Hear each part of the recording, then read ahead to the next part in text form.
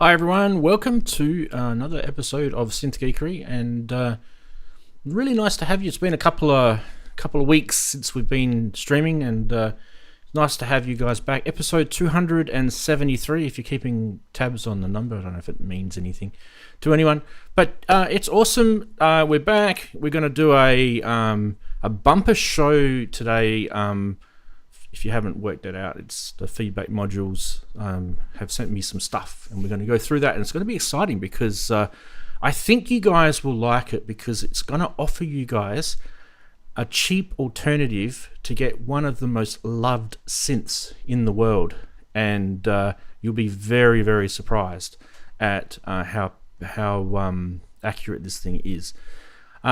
We will definitely go through Funny Side, and we've also got our regular video guests as well, so do stick around to hear their little hellos. But before we get into that, we have a couple of little announcements to make, and that is obviously you can join us on Zoom. If you that's not Zoom, that's Zoom. There we go. Join us on Zoom if you want to be part of the show. That is a video call. It's free, so do check that out. I'll paste a link in the chat in a sec so you guys can have that, but it's pretty easy to remember. bit.ly/Ranzee Zoom. Pretty easy to remember.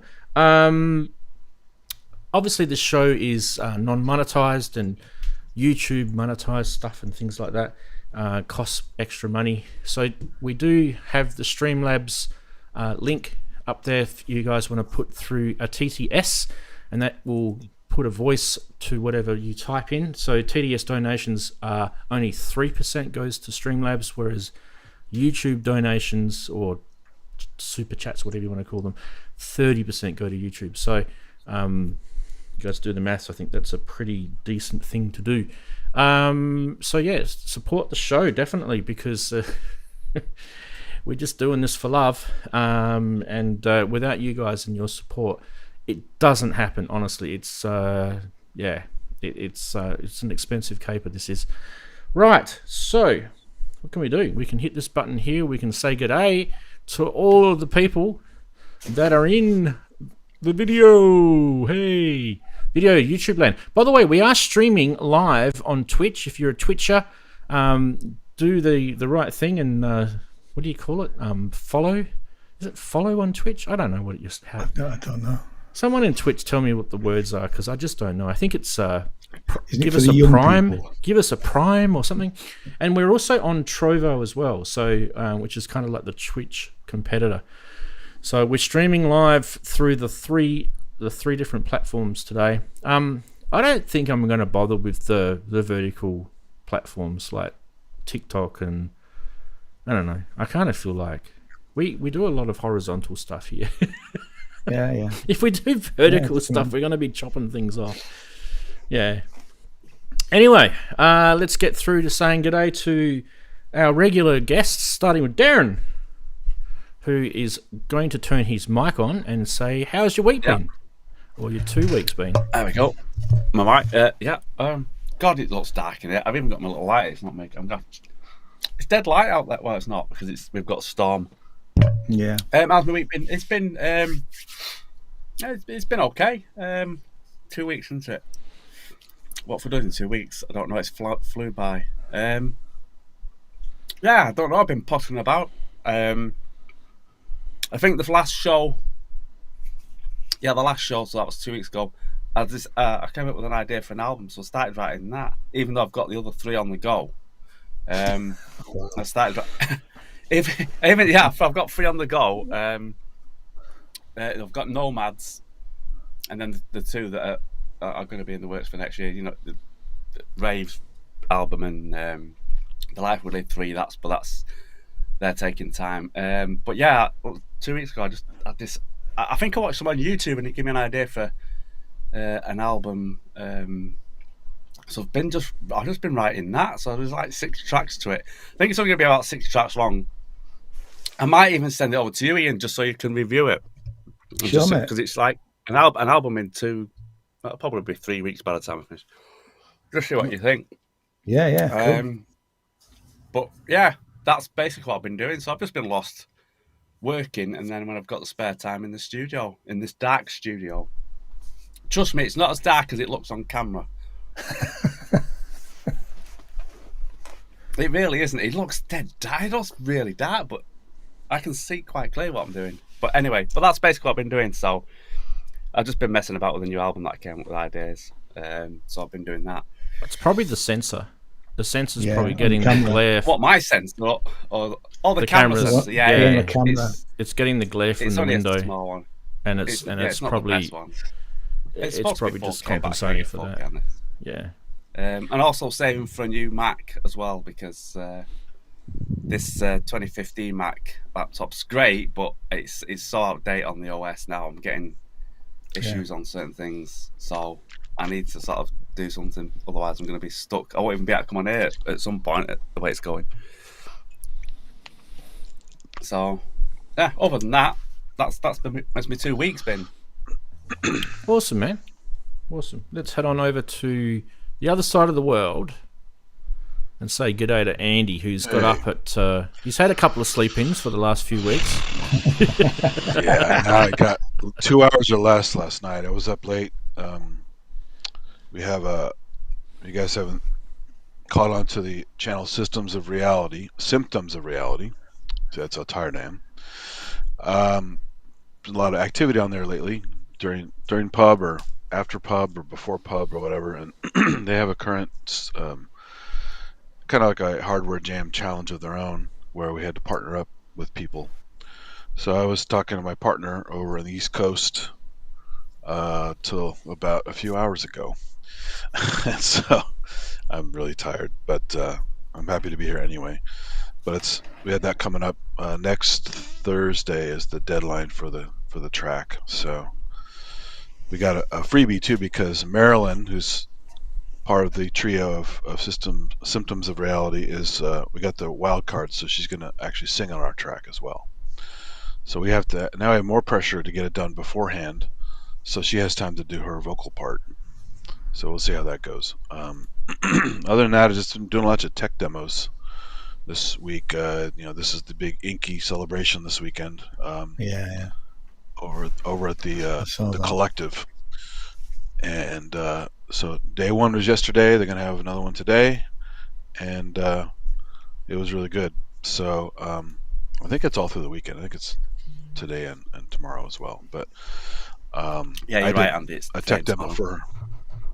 It is, right? Yeah. So I did a tech demo Wednesday night because I didn't know about the thing, so I less than a day to do something important for like a jam for Inky is not enough time. So I can't do a meaningful jam in less than a day with I don't know, just couldn't do it. So I did a tech demo in her name on Wednesday night with an Electribe, and then did some other stuff this week as well. So mostly tech demos, not a lot of music, but I will be doing one for next week.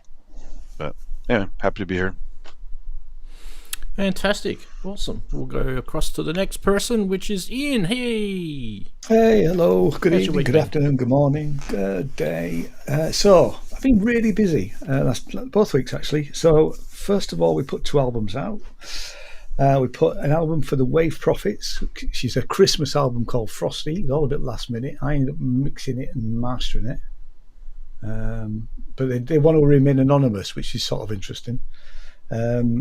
And then I also put out the free annual 7 Deadly Sinners album, which is the 7 tracks of people that we've been working with this year. And then I started working on a single for next year for Katie and the Questions. We've been asked if we'll produce CD versions of stuff, so I've been looking into that.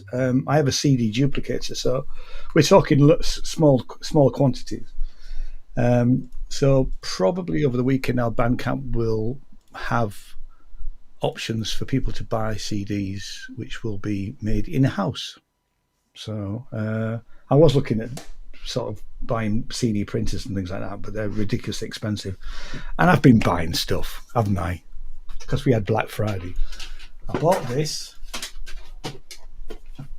I bought the Ambient Zero, which I've not had an awful lot of time to play with, but I have, I think it's quite cool, actually. I've got a gig coming up at the end of January, so I'm hoping to use it on that. And I also bought one of these, Thank you, Gaz Williams. He mentioned it on Sonic State. And I thought, oh, I need to replace my, where is it? I need to replace my really old H2. But actually, this doesn't do quite what H2 will do. So with this, you can record both mics at once because you've got front and rear mics, where that has just got a stereo mic. So I'm going to keep both of them as it is because they'll do different jobs. I like the fact I can plug things into the XLRs and that. So yeah, that's it really. That's my week. Although I've actually one small gripe: Zoom, when you stick little stickers on things, make sure you can get the. I've got loads of sticky glue over the edge of the screen. Thank you very much. So I'm going to have to give something to actually get rid of that now. But apart from that, good week really. Good fortnight. Fantastic. All right, we'll keep going. We've got Chris. How's your week been? Muted, bud. Take a drink.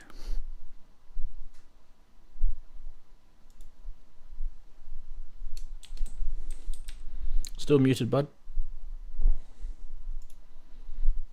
Still muted. Should we come back to you? We'll come back to you. Let us know when He's not actually plugged the mic in. Let us. I'll do the chatties. We'll do the chatties. Let's say hello to the chatties, and then you can say, "I've got it fixed, Ranz." When you've got it fixed. Wow, why is that so zoomed in? That is bizarre. Trying to fix this a bit.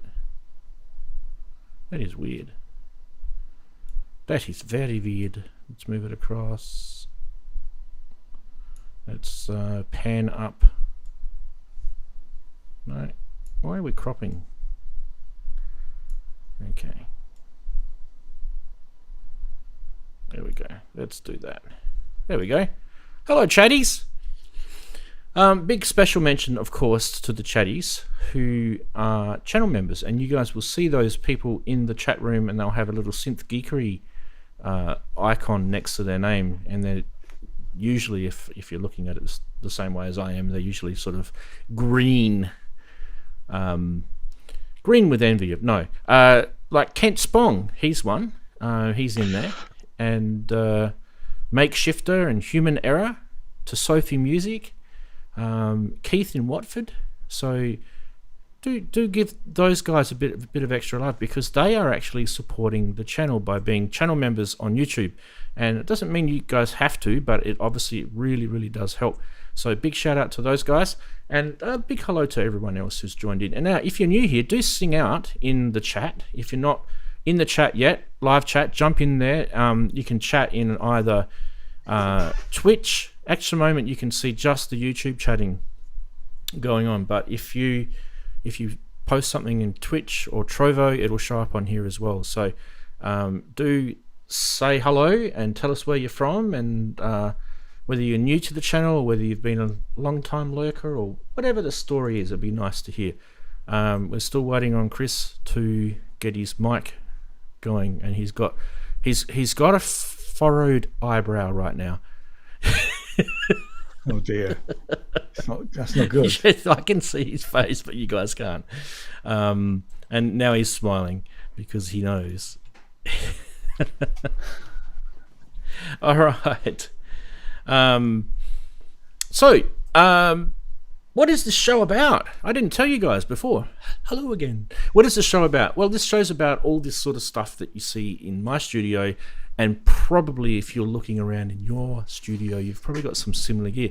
If you don't, and you're sort of thinking, what have I stumbled across on the internet? Stick around, you might find it interesting. We talk about synthesizers and drum machines, sequencers, samplers, music technology, all that sort of stuff. You're probably seeing this and thinking, what is that? Is that like mission control for NASA? No, this is called modular synthesizers. So we're actually going to be looking at some modules in this particular show today anyway. But I think everyone will like it. Wow, that is so weird what that chat is doing today. Isn't it? It is just bizarre. It is just being bizarre. Where are we? Has a life of its own. Yeah, it's YouTube. Yeah. Oh, no, it's not YouTube though, is it? Let's go. There we go. Let's grow it. Cool. All right. Oh, look, I can make the mouse move on it. I didn't know that. There you go. You learn something every day. So during the week, we also have that's not the button. That's the button there. We also have Discord. So do be part of our show and our channel. You can sort of head on over to Discord. It's free. I offer my love during the week as well for free. That sounds a bit weird.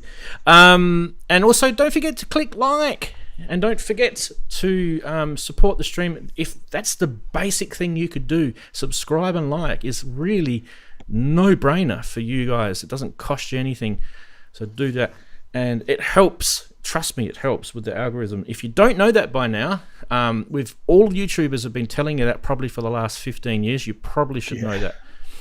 It does help. Okay. Native VS says he only knows about Dodo the Lurker. Good on you, Rob. Right. Shall we? Chris, are you working? Have I muted you by accident? No. Check 1 2. Oh, check. there we go. Check. Oh, so it was sabotage. You're kidding me. This is revenge for me spruiking my damn modules on your stream and polluting it. It is not sabotage. I feel really, really bad, actually. Oh, no. I wasn't looking at that down there. Oh, God. All right, let's go to you before you kill me. Hello. As you know, amongst a couple of busy weeks for me, amongst plotting Ranzee's downfall now, adding to that list. Yay. Take a number. The Trexie project, my module, busy writing the firmware for that. It's been progressing steadily, as has been the shrinking amount of code space in my CPU. But that is eternally the problem with my sort of business, sort of my area of expertise. It's kind of the nerve-wracking part of it when dealing with compact, inexpensive CPUs. But it's a challenge, and I quite enjoy it usually. So it just sometimes gets a bit hair-pulley-outy. But yeah. Anyway, other makeshift modular business. A couple more kits went out today. Oh, not today. This week. These last couple of weeks. So that's always good. Got more parts in for modules. I've got a lot of purple knobs now. A lot of purple knobs. So that's pretty good. I put out a video last week showing some demonstrations with two 182 sequencers and the GP82. Originally, the objective was to try and simulate the System 104 step sequencer, which has 12/24 steps, and it went a bit further than that. So that's on my YouTube channel if you want to check that out. It's quite a good bit of fun. It kind of goes in the more in the ambient rather than the beatsy type direction, so it's a bit different for me, but I like both. So, and there was a bit of playing around, of course, with the Befico Honoroi, which I'm quite enjoying, to add some background to that. Unfortunately, like Ian, I did succumb to the Black Friday spending spree a little bit. I purchased a DIY kit for Mutable Instruments Rings clone. After hearing some demos and going, yes, I'd like that, thank you very much. And I think you guys mentioned as well as that being one of your favourite modules. So I thought, I want one of them. Also got some stuff from Feedback Modules, which may include some of the things that Rant will be talking about at some stage during this stream. There is one other thing that I purchased, but it was actually not a Black Friday. It was before Black Friday, and it kind of goes a little bit like this. All the electrons are going to fall out. Ooh, yeah. Upside down. Wow. I'm afraid it is upside down. I can't work out how to fix that. Yeah, so... Yes, I'll just... Can I change it? Flip vertically. How about... Yeah. It's backwards. Right way up, Yeah, but backwards.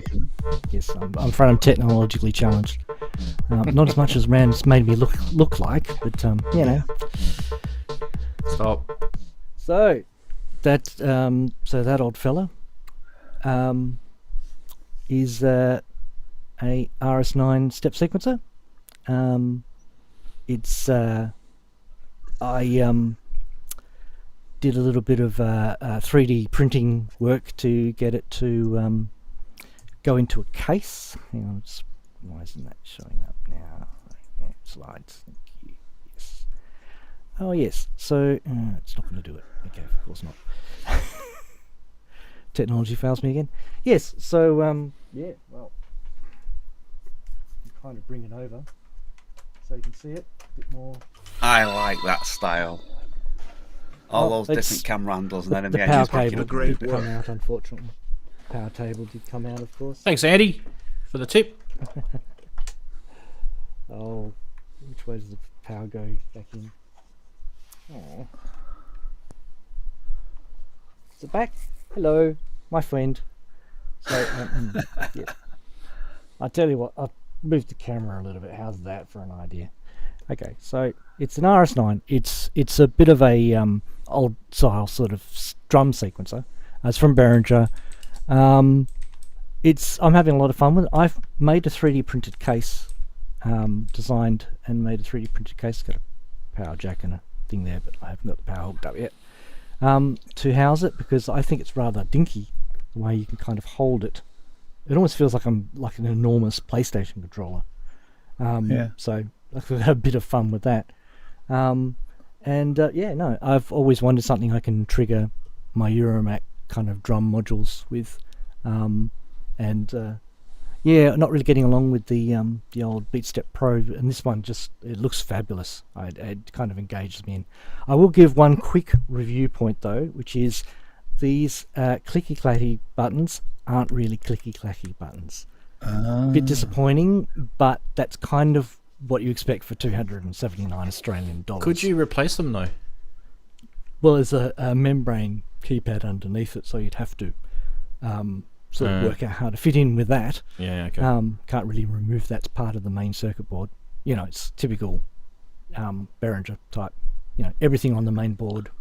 It's how they make it inexpensive. It looks like those QWERTY style buttons.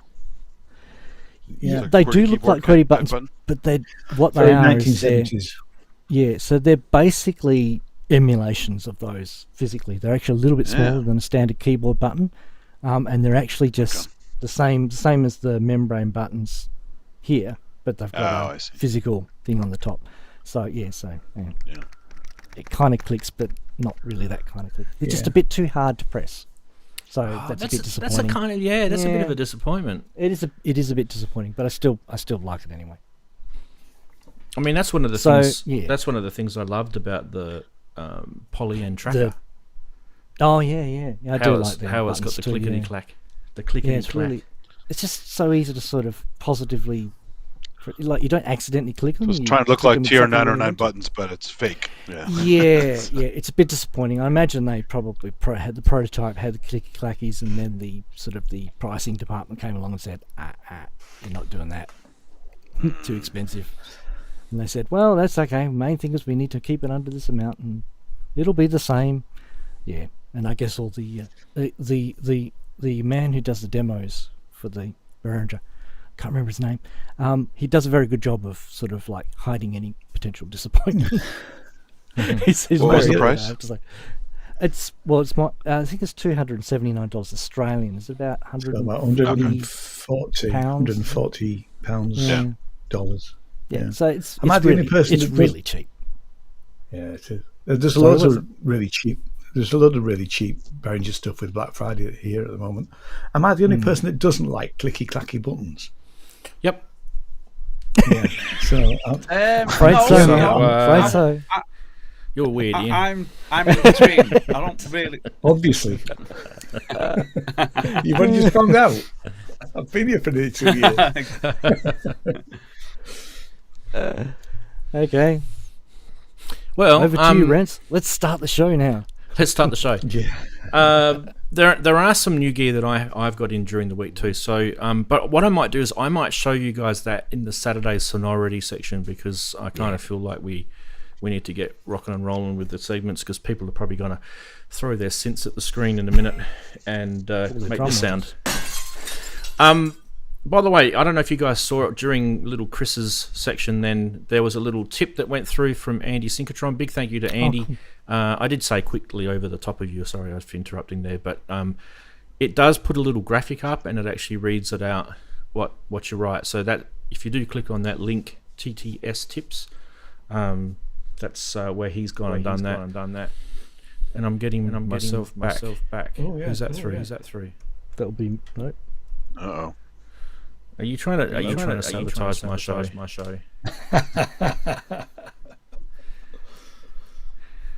Uh-oh. Yeah, it's Chris. Yeah. I'm going to mute you again. There's proof. I've just muted him.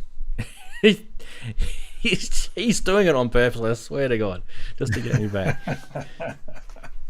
Fight! All right, we're gonna head over to this segment anyway. Here we go.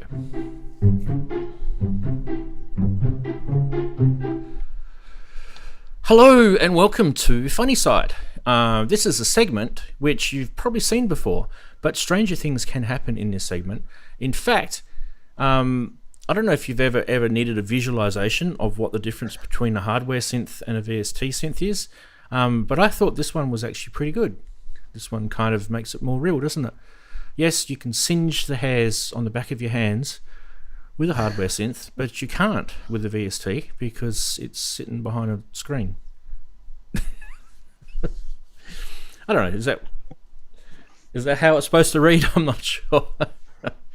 I'm not sure. Hang on a minute. There's yeah, that one flew through. I think we're going to be doing a lot of crickets today. The Op 6 is somewhere in basically. So. Yeah. Chris is still echoing. I just double checked it just then. Here, proof. There you go. He's now got the furrowed brow look on his face. Say no to weird coloured modules. Okay. Don't know who came up with that one, but yeah, I actually thought it was interesting because with Eurorack designs, a lot of people they do have this sort of OCD-ness about the way they want their module system to look, and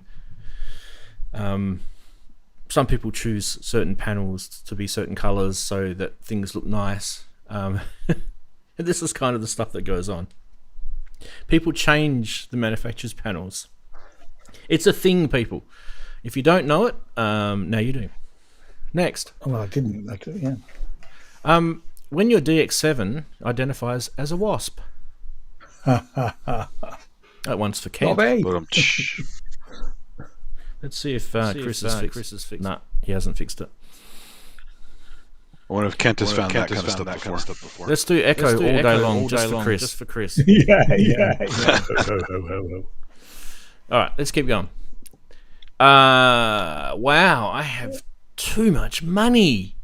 What am I going to do with this money? It's literally falling out of my pockets. Won't somebody please take some of my money? In comes Teenage Engineering. So anyway, that's how I imagine our target audience.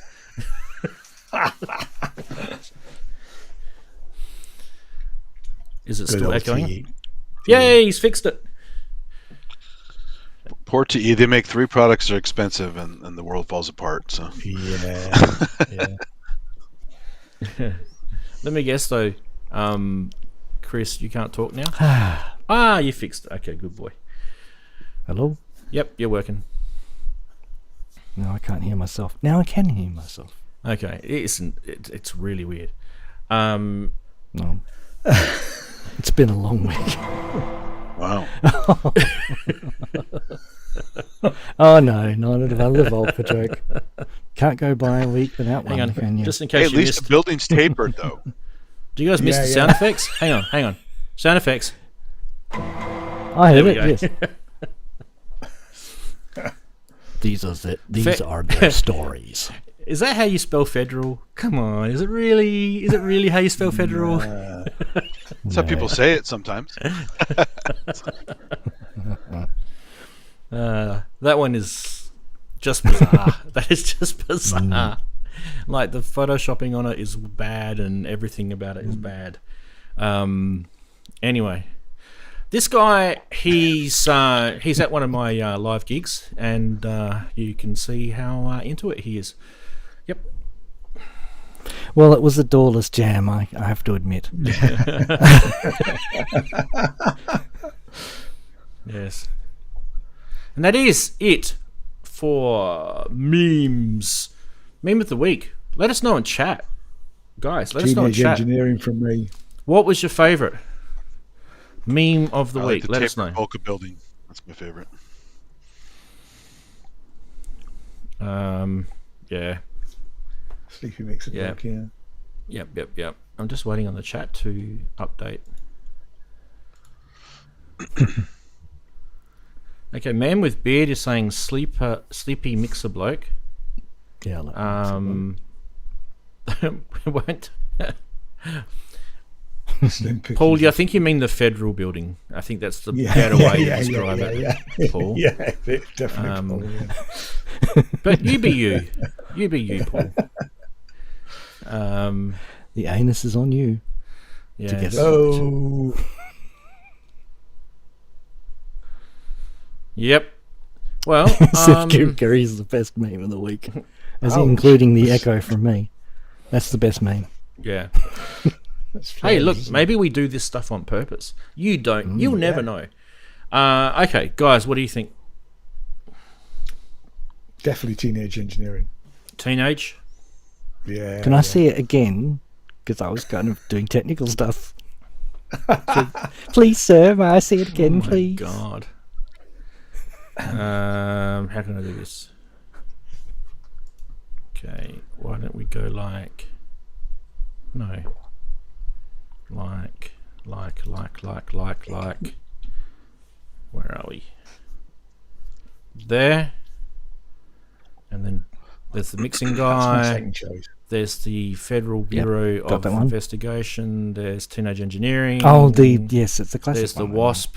That's a DX7. I like the Wasp. Say no to weird coloured modules. That one went well. And the VST synth. Yeah, it's pretty good too. There you go. I like the Wasp Yeah, actually. Startup that makes absolutely no difference. Funny. Sorry, Chris. Well, you don't have to watch, mate. You can always Yeah. just piss off and go somewhere else. I thought they were funny. All right. Speaking of Rance took it well. speaking of stuff, let's go here.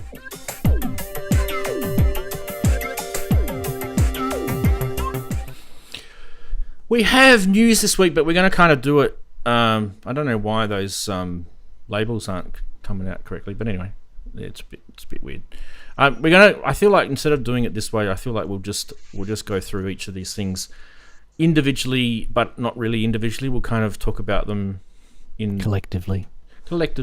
in here. Context. In here. Oh, Don't need that, though, do It's we? stripy.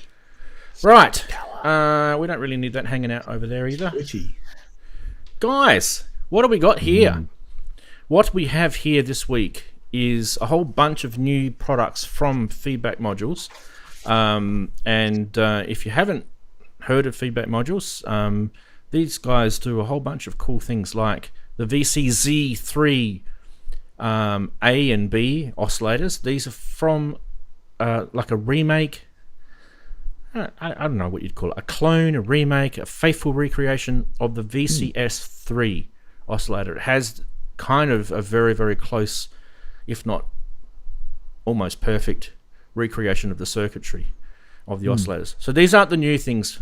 What is the new thing, starting with this, is the VCZIII VCF. This is the filter that came out of the VCS3, and it's actually like insane how much engineering he's gone into to get this thing as close as possible to as if you had one, a real one, that is.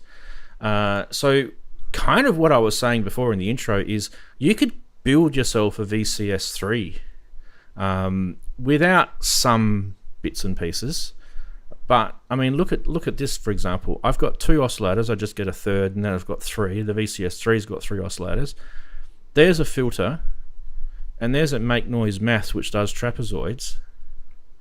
Yeah. So I'm already making envelopes the same. And then there's a few other bits and pieces that you can get through Eurorack land. There's people that do pin matrices and stuff like that. Anyway, let's talk about the VCZIII VCF, this thing here. It is a low-pass filter, if you really want to sort of simple it down. But for those who love to put the engineer's hat on, you'll like this. They have the AS394 ultra well matched monolithic NPN transistor pairs in them. They have been selected and matched with the BC550 and the BC560 transistor pairs. It has the WIMA capacitors. It has selected 2N3819 FET transistors, the 2 mixed signal inputs. There's CVs are 0 to 5 volts PP. 10 volts PP CVs can be attenuated with CV1. And there's also a resonant CV control as well, so you can actually control resonance with control voltage. It's a 12 HP module, and does, you know, a little bit chunky on the electronics. So I'll pull it out in a minute. You guys can have a look at the electronics in a sec. But shall we listen to it? Because that's really what we Yes, please. Okay, here we go. And we're obviously going to control it with this envelope here.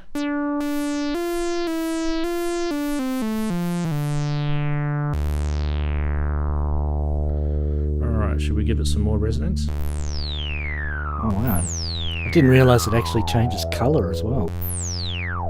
With signal.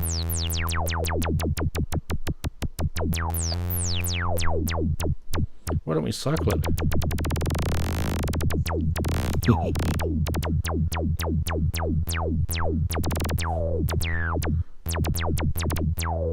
Is that loud enough, guys? Get a bit louder. Yeah. Sounds sweet to me. You can hear it, yeah.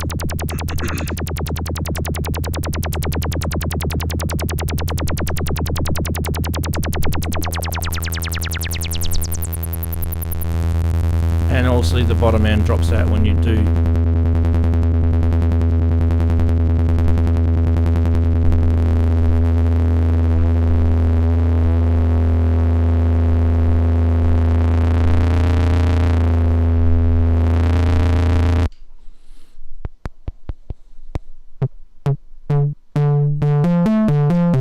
I think I'm overdriving it.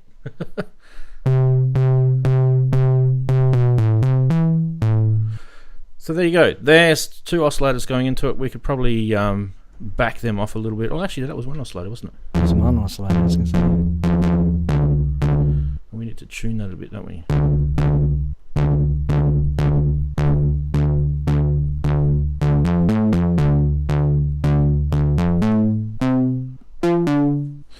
Alright, so what else can we do?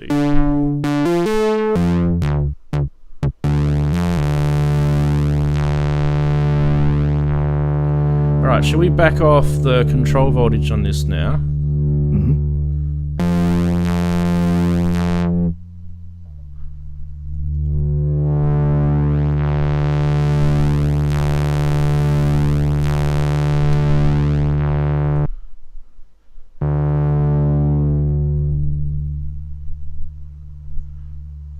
Alright, now let's put resonance up to about 50%.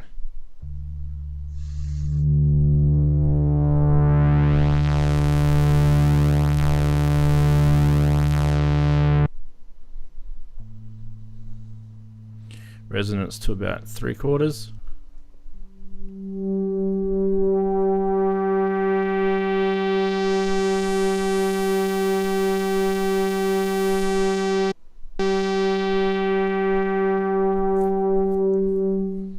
And we'll try and get it sort of singing a little bit in a sec.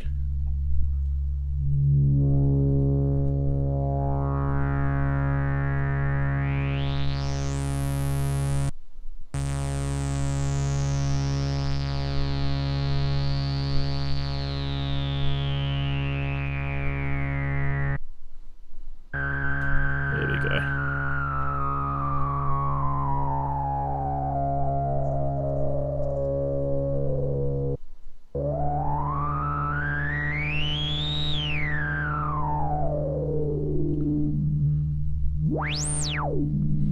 There we go. There's the VCZIII VCF filter. I mean, it's a pretty quick rundown of it. I can make it sound like, you know, Oxygen Part 2 if you want to, by just backing off the inputs, and we can just play the filter if you want. We can do this. Increase the rise time to give you a slow attack on your filter opening. Yeah. Wow, wow, wow, wow, wow.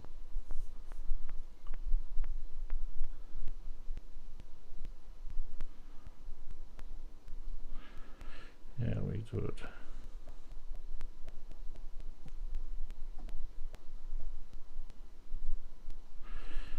I was doing it before.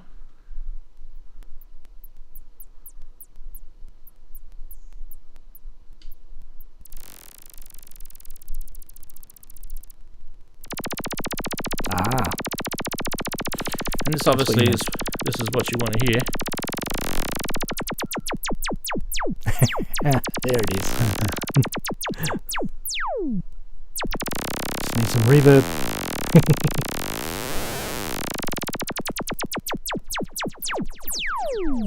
Oh, we started getting into TARDIS music. TARDIS effects. Now you should be able to trigger this.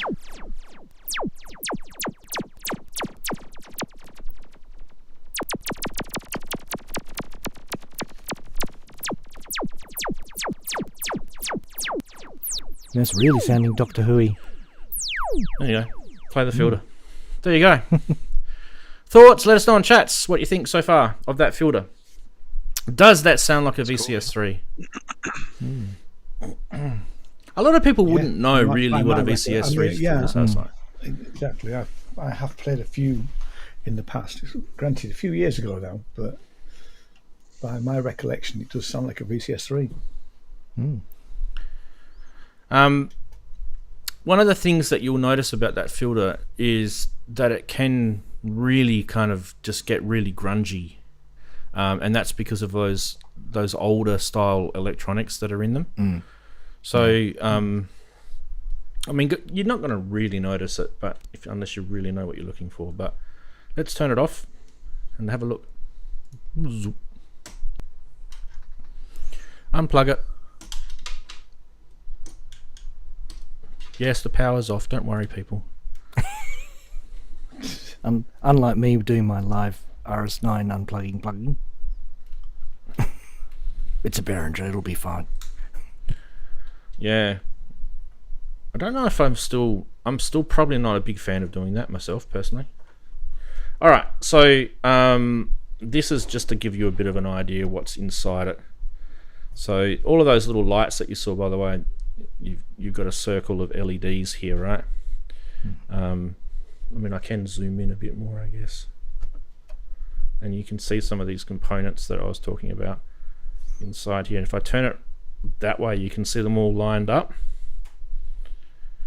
on the bottom PCB. And then if I go around the other side, that's the business end. That's the business end there. That steel capped. It's not going to focus. There is the matched, internally matched transistors. It's a single module with two transistors in the same can. Yep. It's the same one as the basis of the oscillators to your left. Yep. But used in a filter circuit. It's pretty cool. Anyway, a lot of people don't really understand that, so we won't dwell on it too much. But for those people who are interested in that, that's the VCZIII VCF. While we're at it, we might as well just pop that out and put the next product in. Which is this. Does it fit? A JP8 VCF. Which I think is kind of pretty sexy, right? I mean, most of us would love to have a JP8 VCF that's not some sort of digital recreation mode by someone. Okay, I'll tell you a little bit about this while we're sort of plugging it in and getting it going. By the way, these modules are a collaboration between Feedback Modules and CMS Lab. You can see down the bottom they've got both of their monikers on there. So the JP8 VCF is... This is getting technical again, guys. Sorry about this, but this is for people that really like to nerd out on their synth knowledge.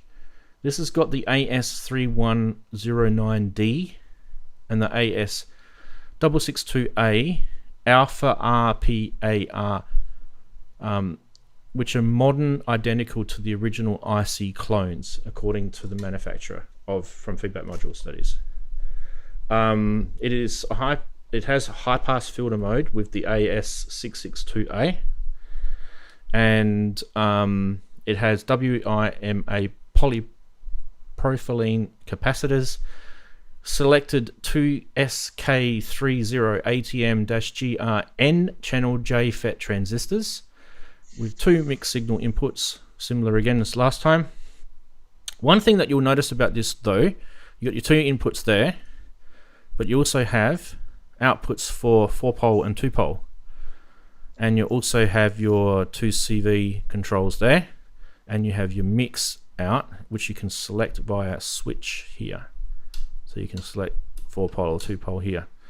Now I'll explain how that kind of works, because you're probably thinking, hey, what? Isn't that just over here? Why do I need that? Okay, so there's an independent output and then an alternate output. So basically what that means is that you have 3 outputs from this filter, and that's kind of a unique thing, I feel.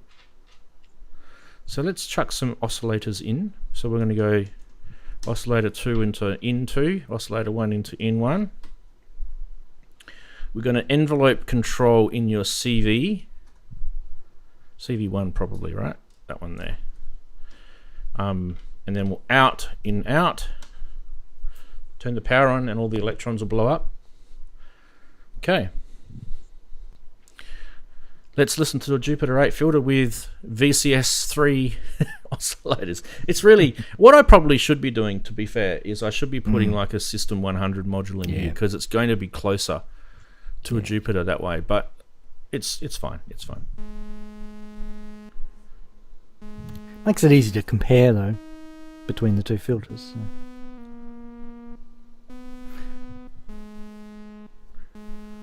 Why is that so quiet?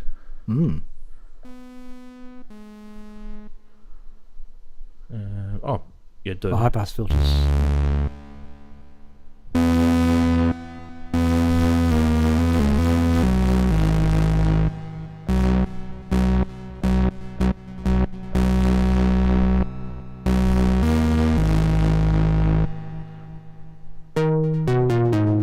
Now we're just using Sounds CV. completely different.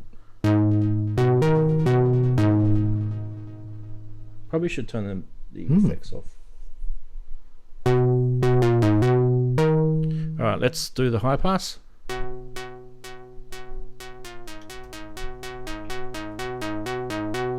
fact, why don't we get a crappy sequence going on the key step?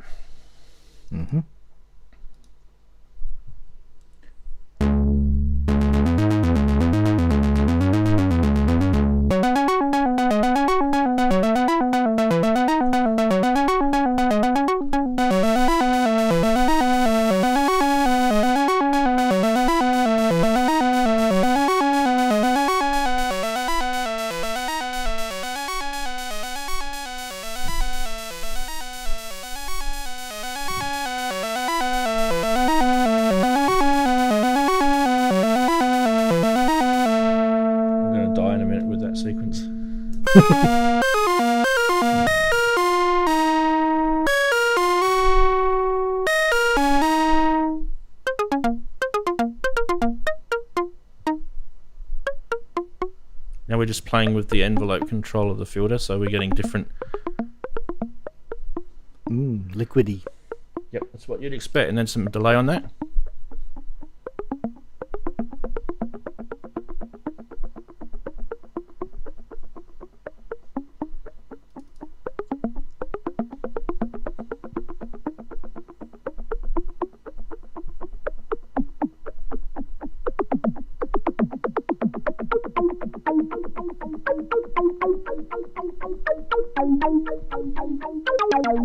Add a bit of resonance.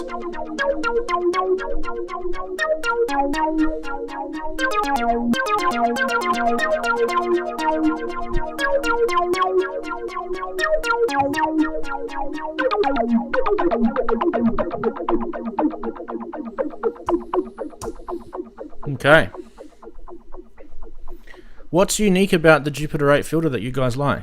Probably chords and stuff going through it, right? Mm.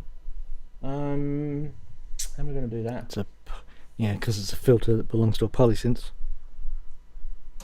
Yeah, but I can probably put the strike fit through it.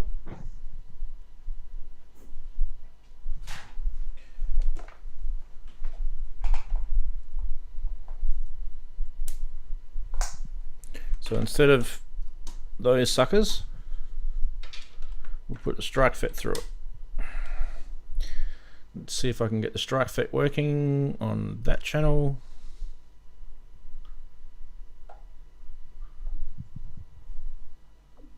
Definitely got strike fit.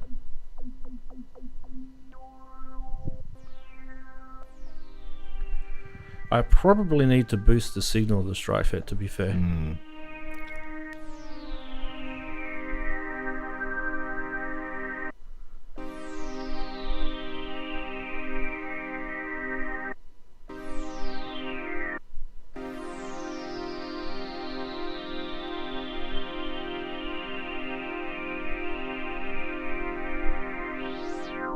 Mm.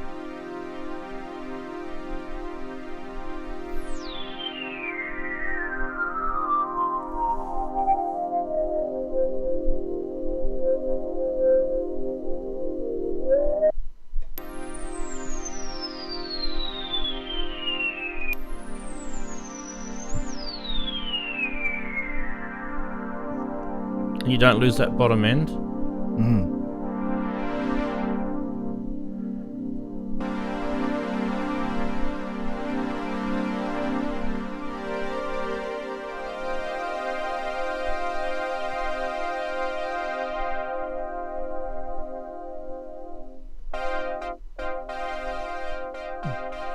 Anyway, Jupiter 8 filter. Thoughts, guys? Certainly sounds different from the other one. Oh, absolutely. Having the high passes there is good. Anyone keeping an eye on chat? I don't know what that word was that I just said before. I didn't mean chat. Jalen was helping out with some prices. Yeah. Anyone making comments in chat? If you do want to say something that you want me to see, guys, just highlight my name. It's probably the best way. Or do a TTS, even better. So this company in general, are they mainly doing faithful recreations, or would they have one that has like resonance compensation, or so you don't lose the bass end on the other? He's done a few things now. He's done like the Juno 106 chorus as a module. He's done 2600 stuff, ARP 2600 stuff. He's but generally, I think he does keep pretty faithful. Try to leave it faithful, though. Yeah. Yeah, I think he does. Like I've shown you guys the mixes that he does. A lot of attention to detail. And those mixes are faithful recreations of the original mixes that he's recreated. Like I don't know, like the Boss Roland mixes and stuff, where you put the TB303s through and they grunge right up with the overdrive because you're maxing out the input. So he does things like that. But yeah, I mean, if you've ever wanted just a Jupiter filter, it's a no-brainer. It's like €200 for a Jupiter filter. Yeah. In your eurorack. So, yeah. Okay. So Ranzee, you forgot to add your planar 2 joystick to this. I didn't forget. I just got no room, mate. There's plenty. There's plenty of room over there. But Rance, just a moment. You wanted to talk a bit about the 4P, 2P outputs and how they're different from the switched output. I didn't do that, did I? Can you elaborate on that? So 4-pole and 2-pole is, your 12 dB versus your 24 dB, right? Yeah. On your filter. So for those who don't know, that's basically all it is. Yeah, so what did I have it on? I had it on 4-pole, which is probably what most people would have. That would the generic setting of a Jupiter filter would be 24 dB, right? But the 2-pole probably has more of a I don't know, it kind of picks with the harmonics, right? It picks up resonance in a different way. So I mean, we can hear it, that's for sure. So sure, but you're talking about how you've got the two outputs, dedicated outputs on the left, and the switchable one on the right, and you were saying that there's something you can do with that's unique. Oh, I just thought it was unique that you had multiple outputs. That's not unique. They're having the 2-pole and 4-pole on a multi-mode filter, but then having that switchable, multiple. What are they calling it? A mixed output. Yeah, playing devil's advocate to my own question, I guess. The cool thing about having the switched version is that you don't have to repatch if you want to quickly hear what one sounds versus the other. But the other thing I thought might be interesting with two different filter curve outputs is that you could put them in stereo. You could put one on the left and one on the right. That might sound interesting. Some kind of stereo effect there. Probably could do that. If I've got the cables to do it. Yeah. Where are we? Guess it might be quite cool. You'll have to tell me because I've only got one earpiece in though. I'll have to borrow a cable that I've got in use, but we can do that. Give me a sec.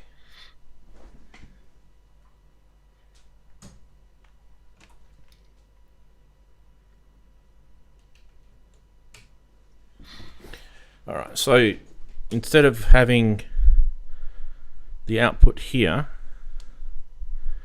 going through the so we've got the VCA. Okay, we're just going to go straight out of the filter, right? Yeah, so we can just hear it ungated. Yeah, and you want me to pan one left and one right? Yeah, one left and one right, I think. Okay, we can do that. I'll just show you guys what I'm doing over here so you guys can see. So if I go over to here, so I've just plugged the two purple cables in here into two separate channels on this mixer, and I've just panned one left and one right. Happens to be a feedback modules mixer too. Alright, we should be able to get something now by... How do we trigger it?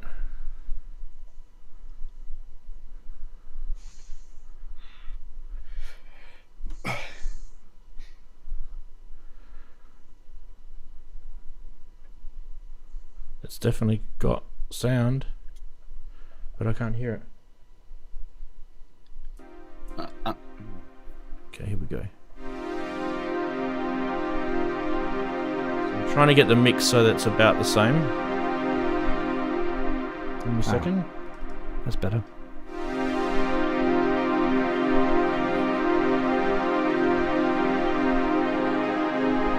Just turn the effects off.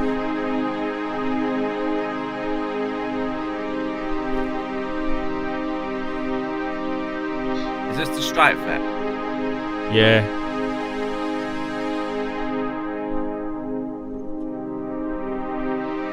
So this is the difference between 4-pole and 2-pole. Now 4-pole is going...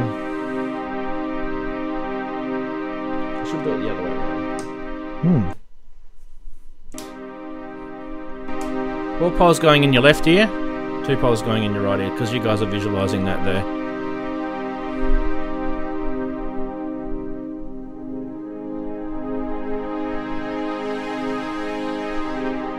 Now if I put some resonance into this,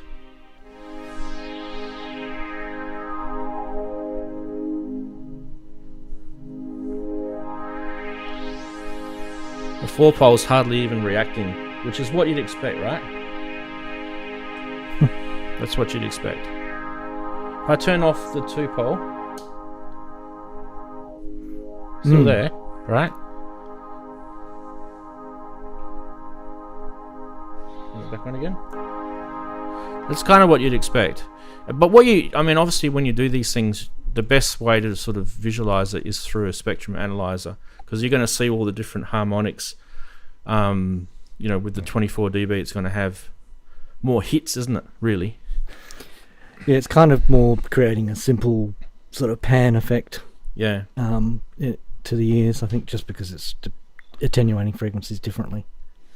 Right. So yeah, not super exciting, but not super exciting, but you got to see something funky. Oh, yeah. Thank you for that. No worries. Right, Well, it wasn't when you've only got one earpiece in, so let's put it that way. Let's take that out and see if it works still. See, you're still travelling to your basement there, Daren. Yeah, it's slowly getting there. It's a long way down, I'm telling you. It is, isn't it? Yeah. It's when it starts moving across, you worry. Yeah.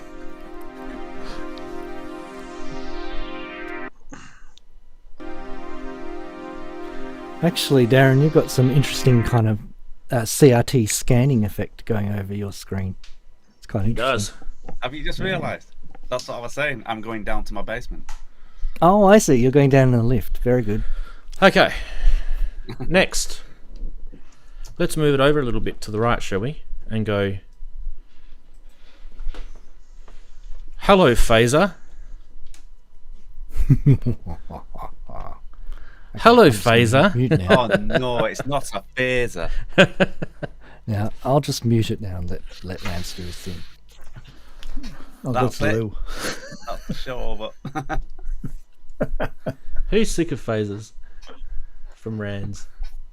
Well, bad luck, because you need to do like a whole wall of phasers. Mate, my life is I love listening to music with phasers in them. The 70s is full of it, so you can just We are using imagine. a string machine, so the phaser is appropriate.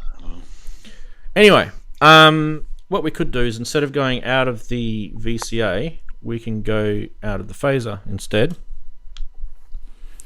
And we'll just use the one for now, and we'll go from the VCA into the phaser. Why are we getting crackles? What's going on here? Oh, that sounds... Wow. That's what a phaser does for you. Extremely isn't it? retro.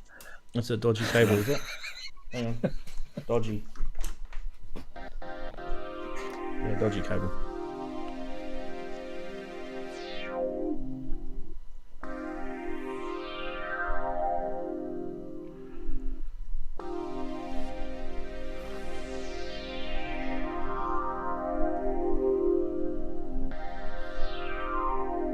Right, we need to get this louder. Correct. So, level in. Okay.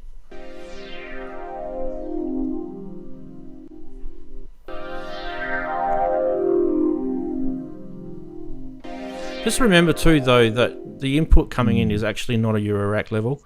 It's an instrument level, so I probably need a module to actually help me with that. And I just happen to have one here. It's called that. Ooh. Which is something that I was going to show you soon. The only problem is if I was to put this in this rack, I'd have to take something out, like the Slosines or something. Constant dilemma. But you know what?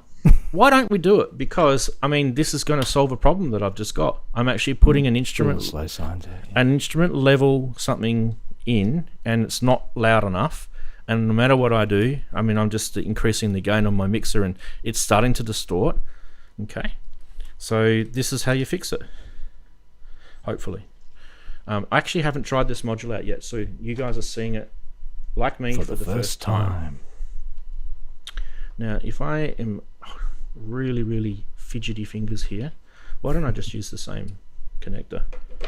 Yeah, he uses keyed headers, doesn't he? He does. That makes life so much easier. It's already plugged in, so we don't need to swap it over. And it's not upside down, so the electrons aren't going to fall out. Yes, there's going to be a little gap there. Bad luck if you don't like it. Oh, I can't. That's why I don't do Eurorack. Can't do the gaps. All right. Well, don't do meth either, That's children. my excuse. I'm sticking Because they to don't it. like gaps either. I was going to say that there's usually only one thing worse than a gap in a rack, and that's if you put the screws in off by one as well, Look at just to fill up Yeah, the space. ooh. look at the bottom of Yeah. the Slosines module. Have a look Wow. look at the packages on that sucker. Anyway, we'll come back to that in a minute. They are ridiculous size capacitors. All right. So instead of having our strike guess FET that's going about into so. the filter, we're going to have it come in up here. Instead, yeah, I know it wasn't quite screwed in properly. Stop. We need another cable. We're going to come out of here. I'm thinking that's correct, and then straight back into the filter, which is there. Is that right? I can't see, by the way. It's different. Okay, let's see if this works. Turn the power back on.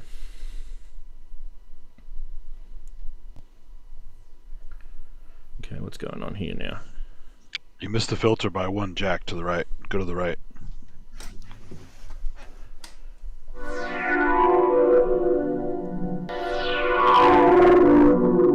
There we go.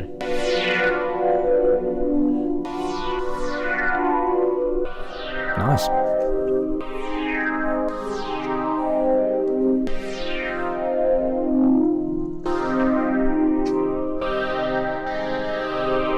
Alright, now we're going to be checking out the phaser, okay?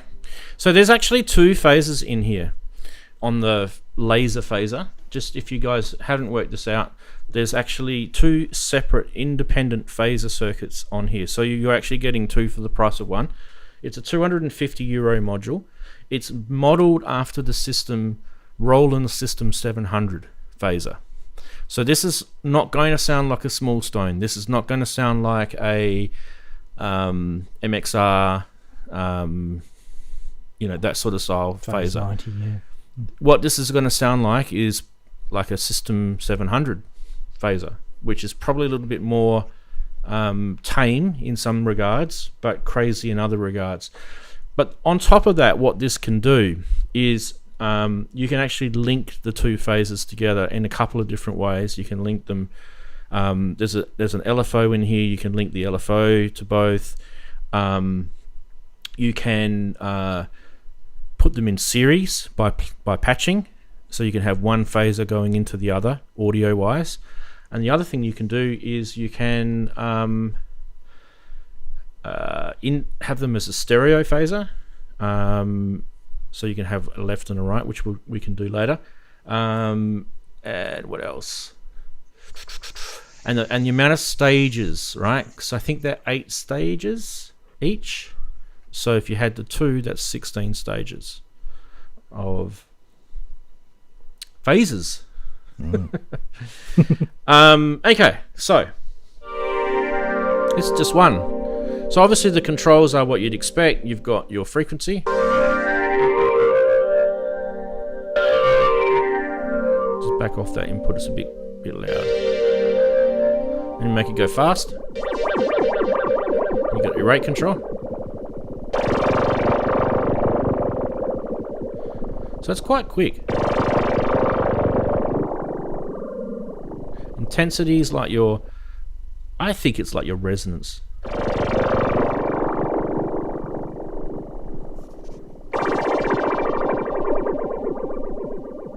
Alright, so there's your standard sort of things going on.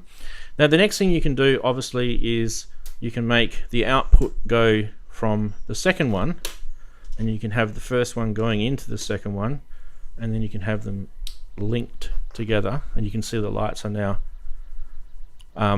based on the one rate. See, that rate is affecting both.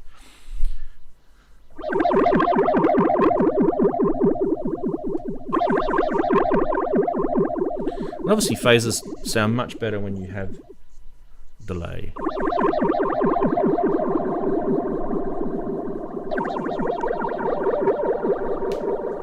We can go slow.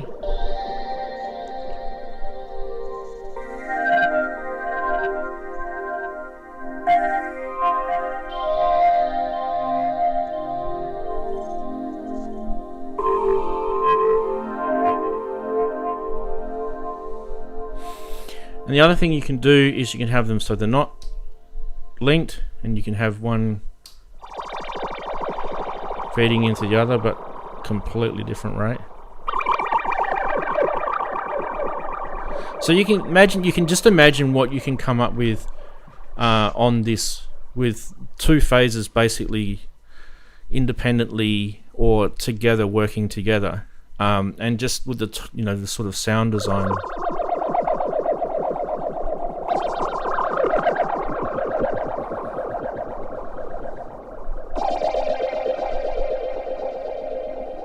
I'll link them. You have CV controls as well. The CV controls do... what do they do?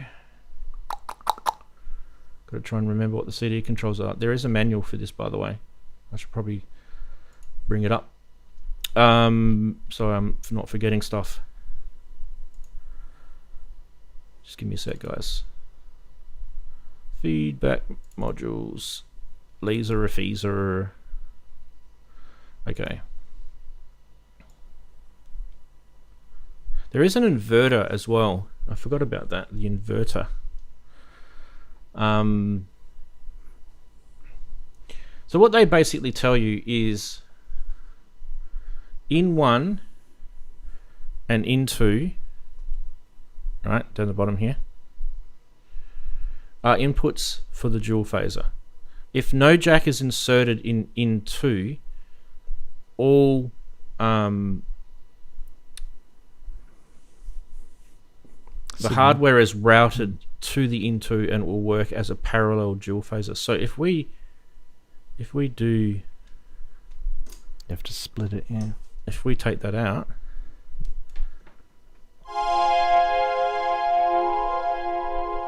okay.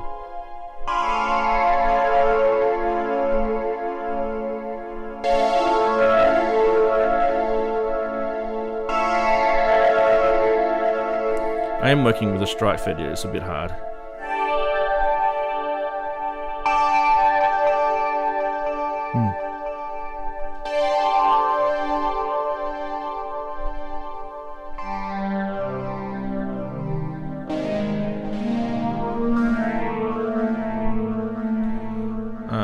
What I probably could do is, instead of going through the filter,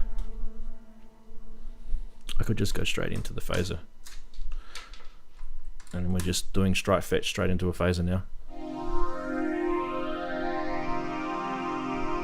And then we've got that problem, haven't we, with the gain. So let's fix that.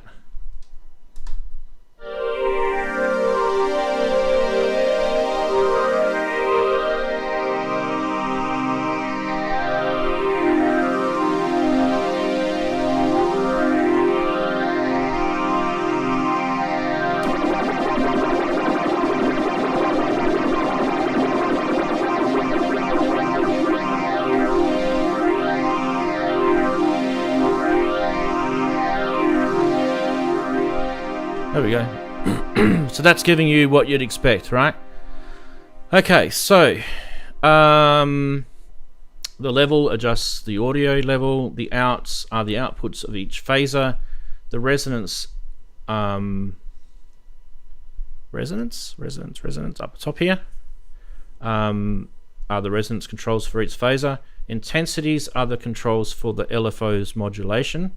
And if you've got them linked, it's just the intensity and rate on the one. By default, there's 2 internal sine LFOs, one for each, which ranges from about 210 seconds to 3.5 minutes. Or if you want to read it in 4.7 millihertz to 25 hertz. You do have the slow fast switches, which sets the range, and there's some tech specs of that if you wanted to know that. The rate 1 and rate 2 are the pots controlling the speed, obviously, of the LFOs. Link 2 to 1 will deactivate the LFO on the right phaser, and it will link the right phaser to the LFO on the left, which we saw before. The resonance on the phasers will be linked, but the inverted phase modulation will play both the resonant pots to obtain a sound that you desire. So that's probably what we were seeing, how those lights were sort of not showing the same, but we were getting, like, it was almost like there were that sort of second bunch of stages going through. The CV controls, CV1 and CV2, they actually control external modulation, 0 to 5 volts PP. Besides the LFOs, you can actually put something like a step sequencer through this, and it will disconnect the LFO. There you go. And there's a bit more that you can go into with this as well, but it's a pretty interesting, I feel like it's a pretty interesting setup for me anyway. I mean, it's like a phaser man's mad dream having 2 phasers, but it's a pretty crazy setup, right?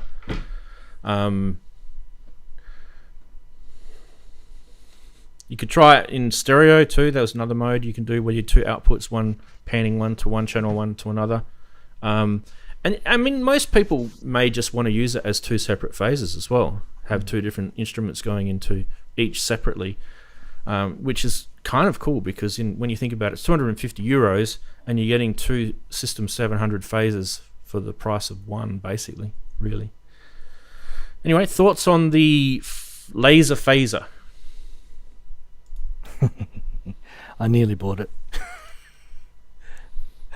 I nearly bought it when I bought stuff from Feedback Modules, but I have an unopened WMD Orion sitting in my drawer, Yep. which needs to be worked through first before. But I will definitely get one of these one day, probably in a year's time or something, providing he's still making them.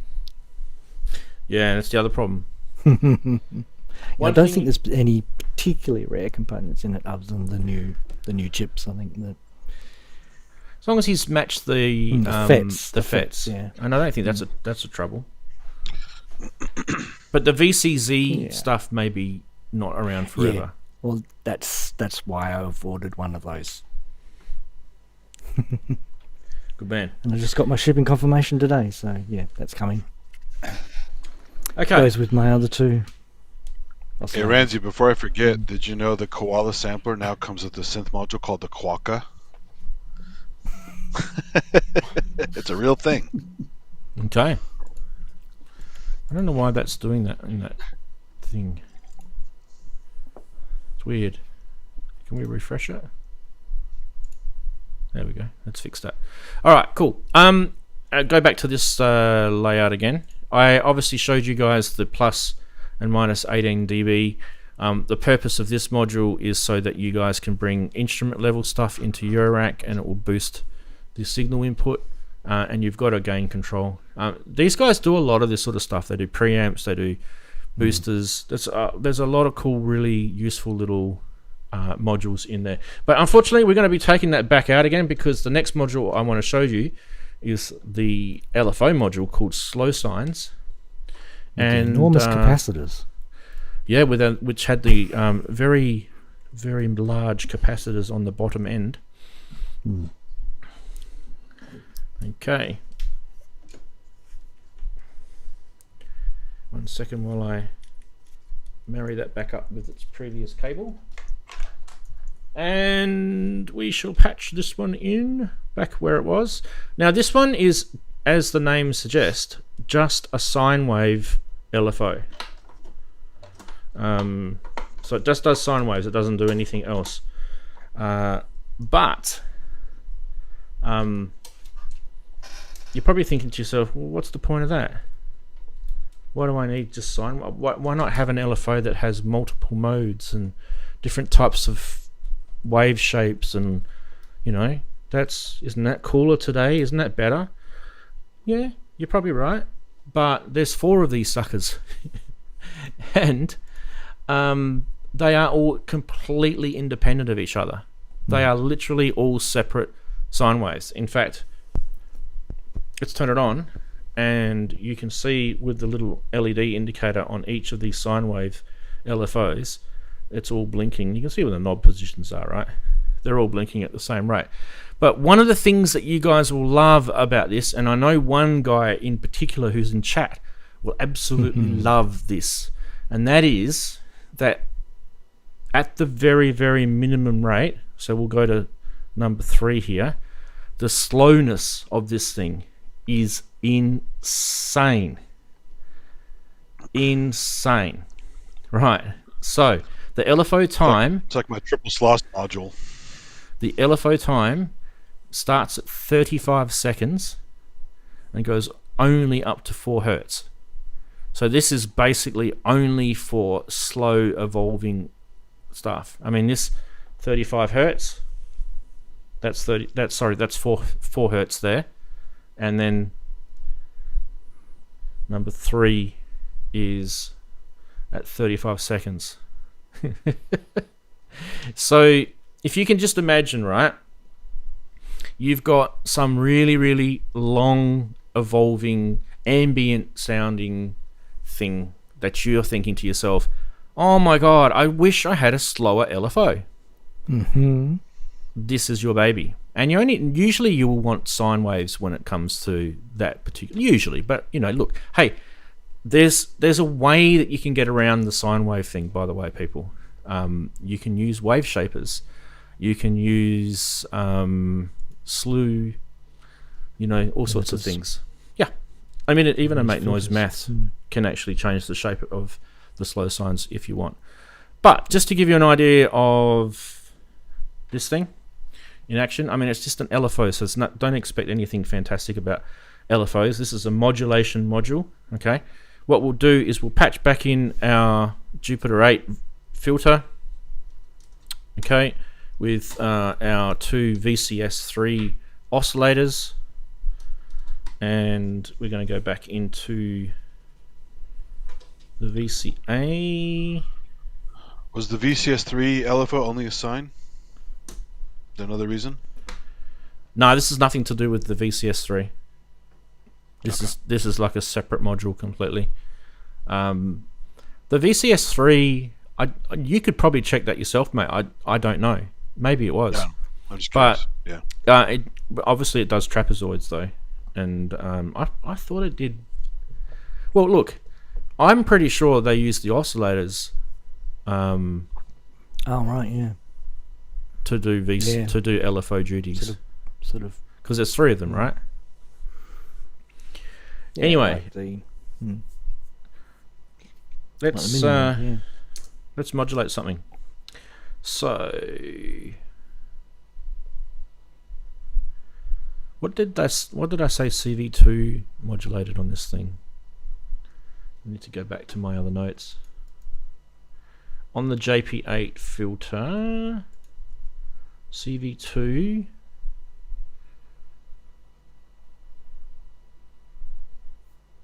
I think they both do it. Okay, cool. So let's put that to test. If I do this, I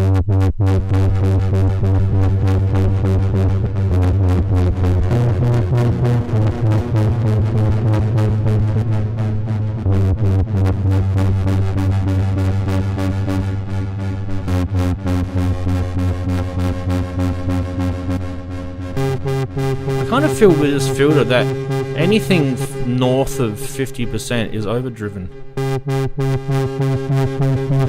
See that? Yeah.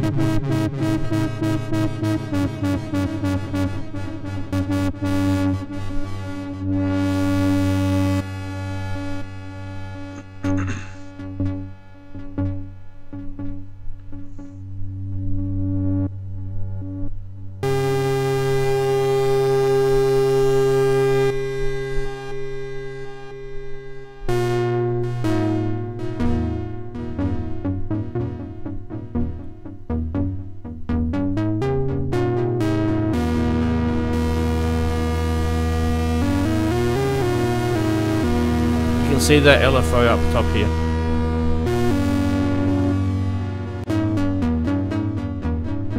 See how it's manipulating that filter? So, and then obviously if you can have it all the way down to 35 seconds. That's a massive big sine wave cycle.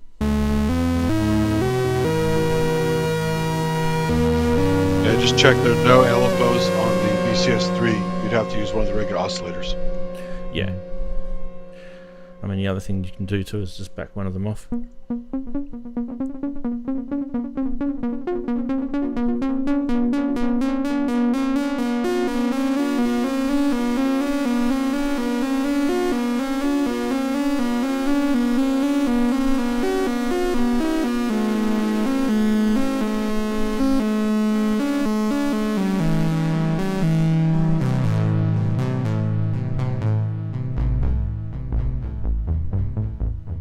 So you can see that's very, very slowly modulating that filter.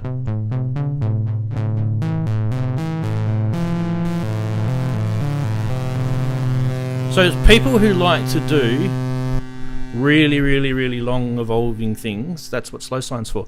And like I said, you've got 4 completely independent ones. Yeah. And they completely do not talk to each other.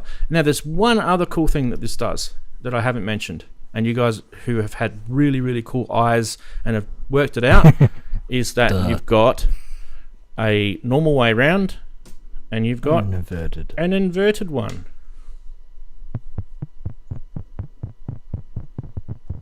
So you've got inverted, you know. So you can send the same LFO out to something else, invert it. Yeah. Yeah. Anyway, it's a pretty basic module. There's nothing really sort of rocket sciencing about it. But it's only, what is it, Slosines? It's only 110 euros. A couple of things about it is... it's deep. They are actually oscillators in here. They're low frequency oscillators, but they are actually oscillators. And this module is actually a CMS Lab module, not a feedbacks module. It's only made by CMS Labs, so it's one of their little babies. So I do like it. It's only 6 HP as well. You probably could do like a smaller version with smaller pots on it and stuff like that, but I don't know. I still feel that the size of the pots and everything that feedback do, sometimes they're quite chunky, but I still feel like it's a good size. They're quite playable. Yeah. Yeah, they're quite playable. Yeah, and it's easy to see what to grab. I find with that stuff, with the smaller fiddly stuff, you do get pack a lot in, but you also kind of get paralysis looking at it, trying to work out what you want to just touch next. All right, 2 more modules from these guys, and then I'm finished. Okay, I promise. And they're basically linked together. These 2. So these 2 next modules are to do with capacitive touch. The first one is called Touchable. Now this is a CMS Lab only module. You'll notice on the back of this there is no power connector. So what's the purpose of this? Is that you follow the CV connections here to the pads here. Okay, so if you are touching this, it's coming out there, right? And there, and there, and there. Okay?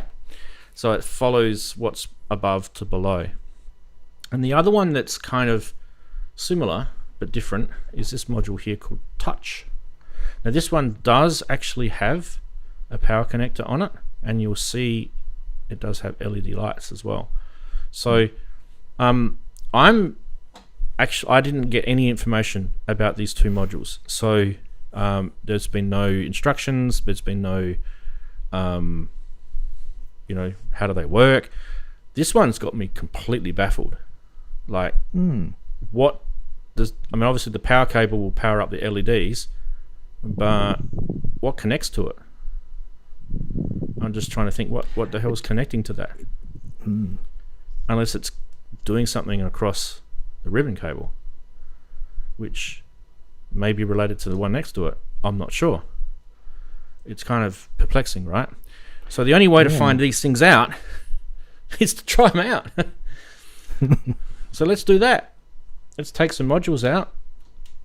In fact, what we could probably do is I'm going, they're both connected. I reckon they're both together. You got them together, I presume. Yeah, you could be right, but there's nothing on the other.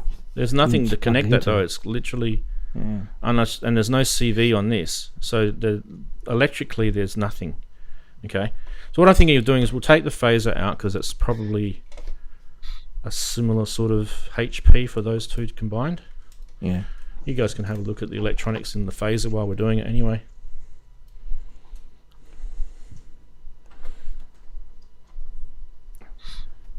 That's pretty meaty electronics in that phaser. Yeah, I don't fancy building that one. One of the things that you'll notice is that they've got that's separate interesting. powers, Oh. and it's a Y adapter. Is it pretty heavy? Yeah, it's a pretty heavy module. And the Y adapter is just one of these. So it just Yep. uses one busboard plug for two. Yeah. Smart. Very smart. And you wouldn't do it any other way, would you? Really? No, well, I made one on my channel, remember? I do. Okay, so we're going to plug that one into the end here. And we are going to touch it, people. Yes, we are going to touch it. All right. And if everything blows up, don't blame me.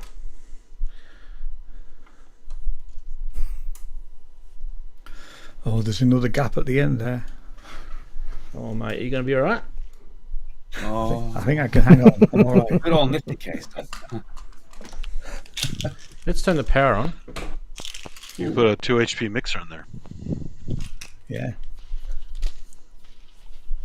Let's see, does it do anything? I don't think it's doing anything. I really don't know what it's doing. Is it someone's remarkable sense of humour? It could be. If it came out on April Fool's, I would have said, obviously. It's a light up blank. Yeah, it's a. Yeah, I think it's just an illuminated blank panel. Yeah, but why has it got the capacitive touch thing on it? And why is it called touch?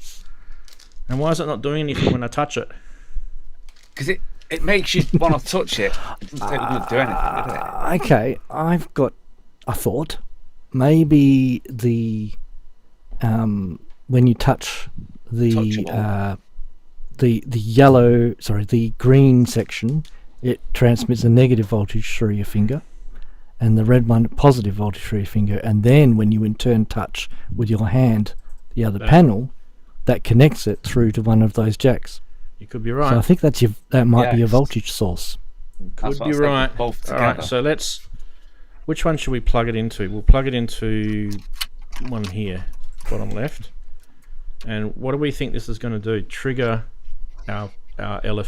Yeah, probably. We're going to trigger our envelope. Let's see if we can do that. So nothing. Nothing. Oh, that's disappointing. Hang on.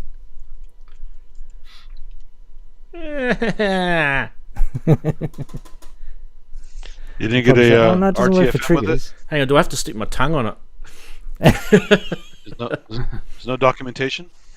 No, there was no documentation on this. I was under the impression that this thing was... I would say put it into the Mordex data, but that's miles away from here. Yeah.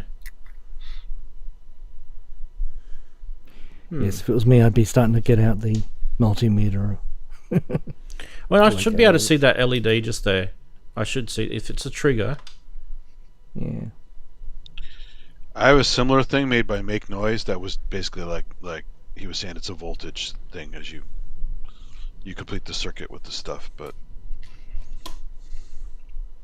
just different shapes.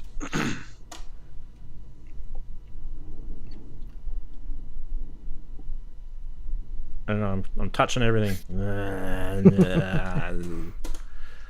My hair's not standing on end. I don't know, guys. I don't know what they are. So feedback modules. If you're watching this, Yeah. It's tell us what the hell probably you're up to. the trigger inputs on the math are probably thresholded, aren't they? You know, you can't give it any old trigger signal weak one probably wants something strong. Don't know. I can grab the Yes. Mordax. We can grab the Mordax. Why don't we grab the Mordax? I think you're giving up too easily. Yes, indeed, Daren. Well, Indeed. if nothing else, if it is a April Fool's joke, they're probably laughing their heads off right now. They want you to use your tongue so you get shocked. That's what it is. Yeah. Yeah. Well, I think we'll put the Mordax in there, see if we can get some sort of something up on the oscilloscope. Maybe it doesn't work in this half of the hemisphere. Yes, it could be. Or maybe it's because we don't have any 4G towers nearby. It could be racist. Sorry, 5G. Well, I was it's a gonna flat say Earth, so it 5G should work now. everywhere, right? So Racist.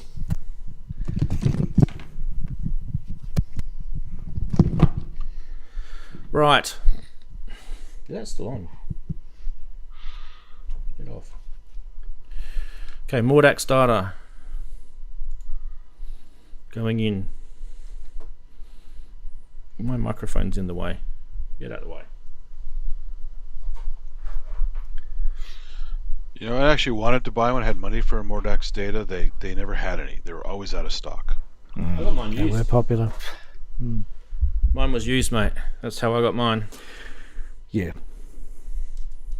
Yeah. They come up pricey. I just used got the all O2 the Plus time. instead. The 'Cause O2 people- Plus is fine. It's just People go through their eurorack systems and go, oh, I'm not really using this very much. I'm just going to sell it. Mm. Okay. All right.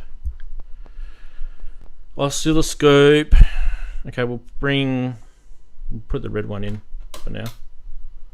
Red one can go in. And then positives red? I don't know. What do you reckon? There you go. Look at that. It is reacting. I am getting a reaction. That There is you go. definitely. But if I And do try that, doing the green one. Do the green one. should go backwards. Yep. Ah, just like that. What sort of voltage is it though? Let's have a look what our threshold is on That's here. Probably 0.3 or something. So that's on 2 volt. So that's Right. about 4 volts. So it's probably 4. So if we go to 5, that should give us a bit of a different Mm-hmm. reaction. Go back a bit.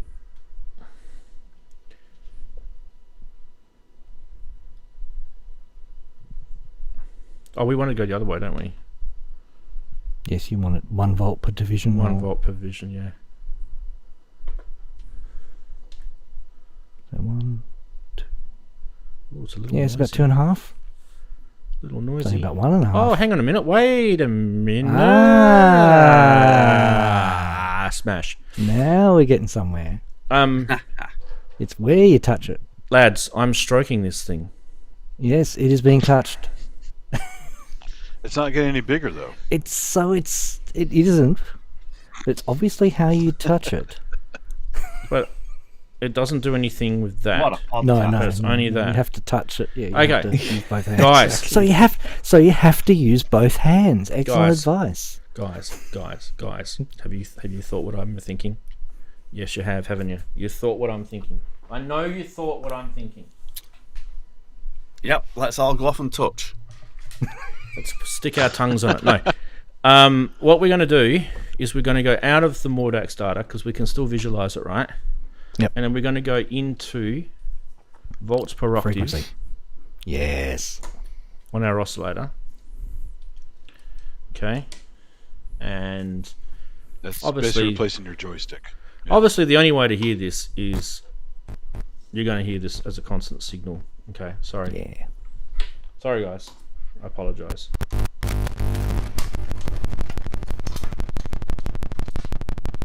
It's very low frequency. Yeah, the motorcycle. Okay, here we go. Now, volts per octave.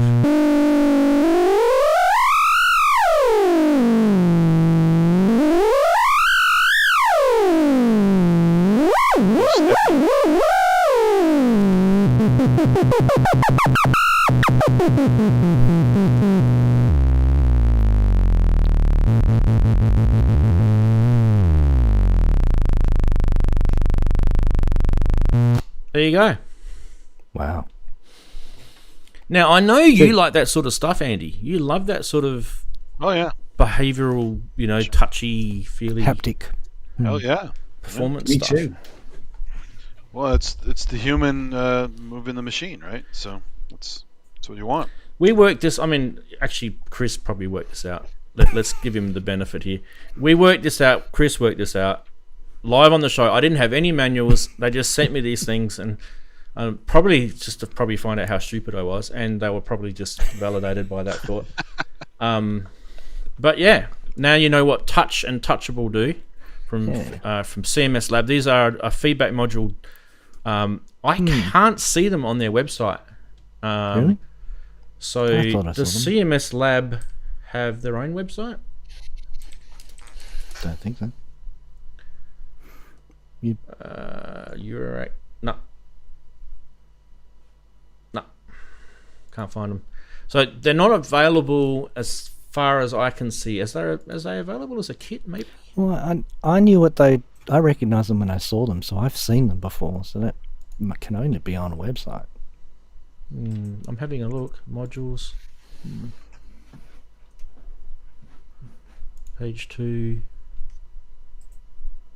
Can't see them there. Page 3. Nope. Can't see them. No. Can't see them. Anyway.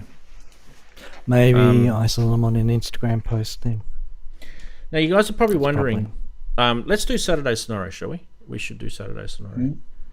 Stinger. I think we've finished with news. Yes. We'll go to here. We'll go to Stingers. We'll go to here. And we'll go to here.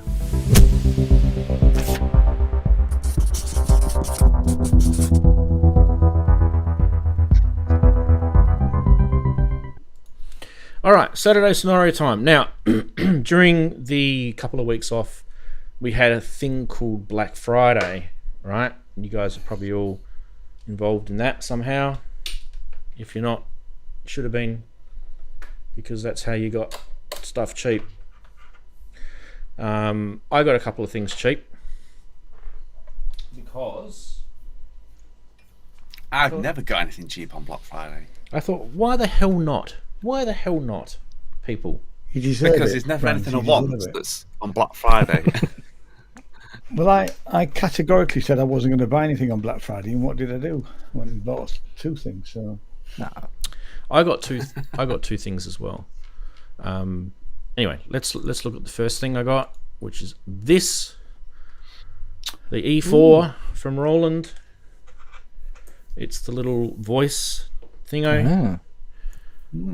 Yes. Actually, I'll mute myself. Now you can only hear me through this. No, you can only hear me through this. Let's turn it up a little bit. It's Rave Day's evil brother. There's so much reverb. I'll have him. There's so much reverb in this. Yes, everybody. You No, will he's buy Tim Curry's the eurorack. This thing's actually pretty cool. buy Eurorack. I haven't had a chance to sort of go crazy through this thing yet, but there's a video on YouTube. You guys can go check it out yourselves, where this guy's got this thing plugged into a Sonic, where the FM one, what's it called? The Liven FM? XFM? XFM. And he's using the XFM as a MIDI controller and as an audio input.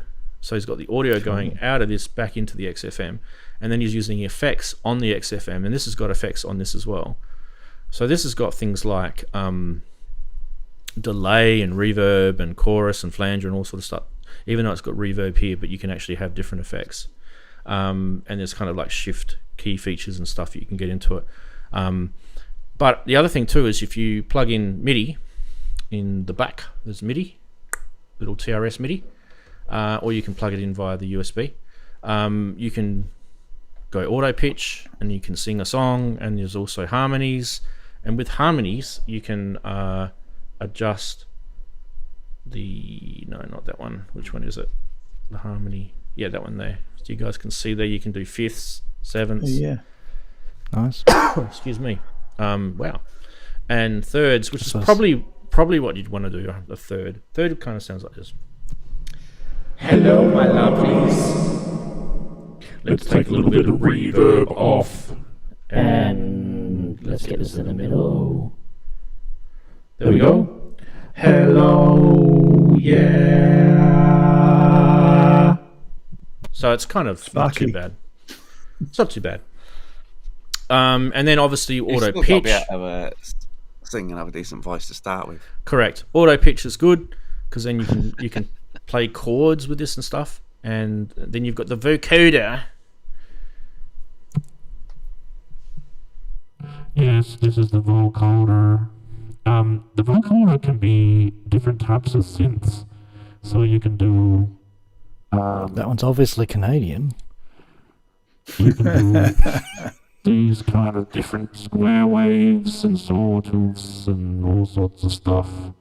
And noise. Yes, you can get really noisy. You can get really noisy. Yeah, baby. There we go. There we go. And you can even do harmonies with the robot voice. Yeah.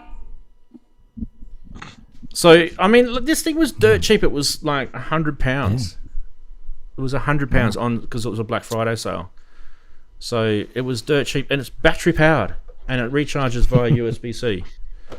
So Bench compatible. stick that in your pipe and smoke it, Yeah. everyone. That was my first little toy. What's not? Yeah. What's not to What's the like? scatter like? Okay, next one. See if you can guess what I got. I mean, I've just given you a massive hint. Chris, you already know. I know. The jack he's left behind is a big clue. Yeah. P6. P6. P6 sampler. This Oh, thing, I thought it was a Prophet 600. Oh. this thing is seriously like, I can't believe how much bang for buck you get for this, right? Yeah, it does a lot. Battery powered. It's a little bit of a pain in the ass to get samples on it,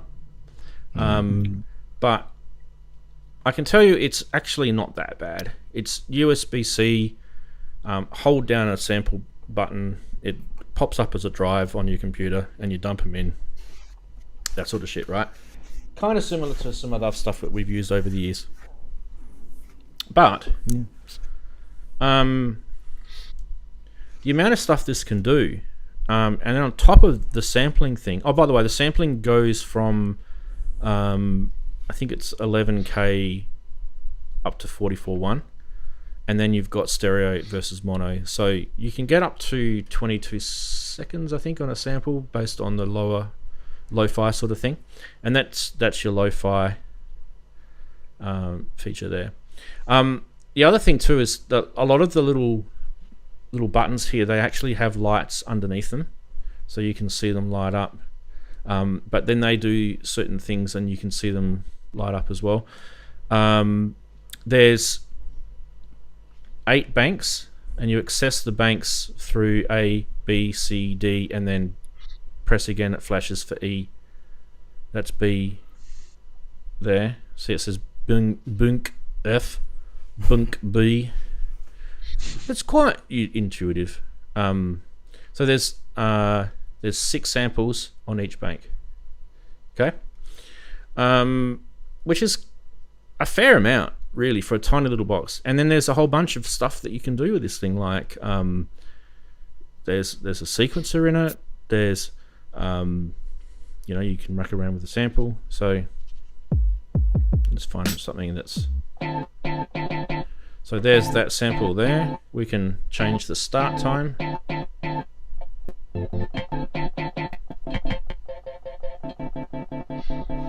Like you can with all samplers, right? You can change the pitch. Now the pitch on this works like the old-fashioned style, so it doesn't do the warping, Daren. but it does Yes, I know. do it if you use the granular synth engine, which is actually really, really cool. So let's find a different sample.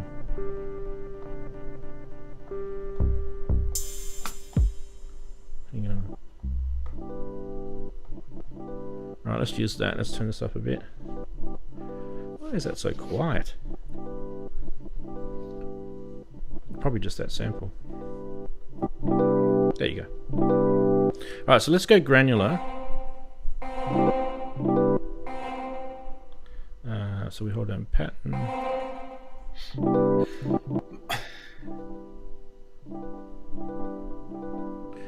So now we're in granular mode. How do I get this thing going again? So you can connect a USB-C up to this and you can control it with any keyboard, right? But in granular mode, you've got keyboard mode. And you can hear it kind of sort of playing through the sample in granular mode, and you can control that. Which one I have to control it with?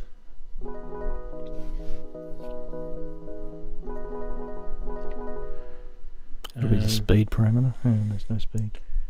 Yeah, there is a control somewhere for this. I don't know if it's you hold down this.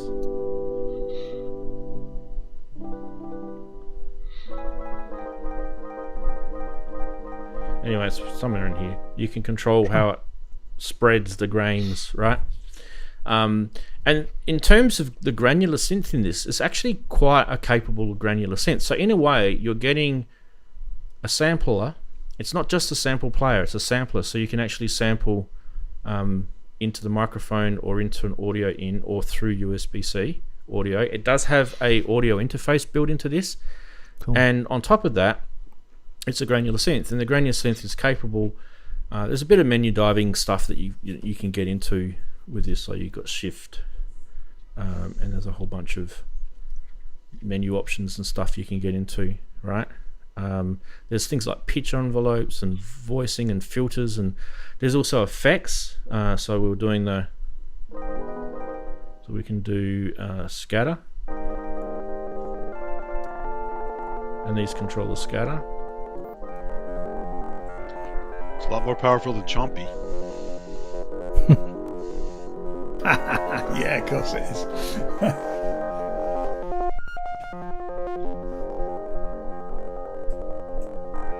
And then you've got a pitch one.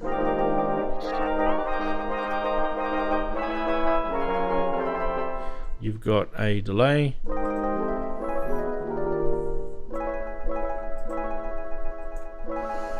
And you can change the delay here. And the delays are synced to the clock.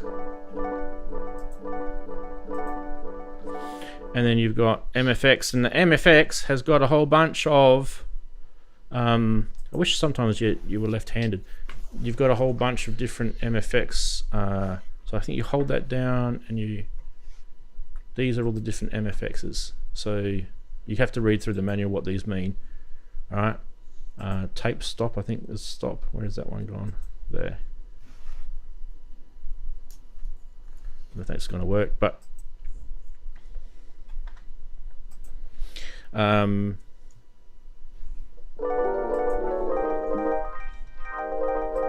that was the filter.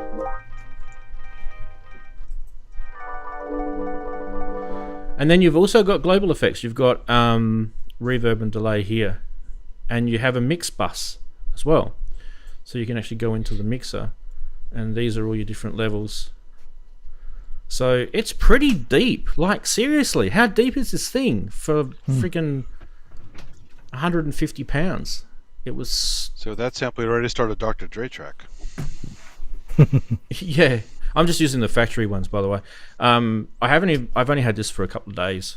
But, yeah. Who else has got one? Let us know in chat if you've got one of these things. The P6 from Roland. It's on my list one of these days.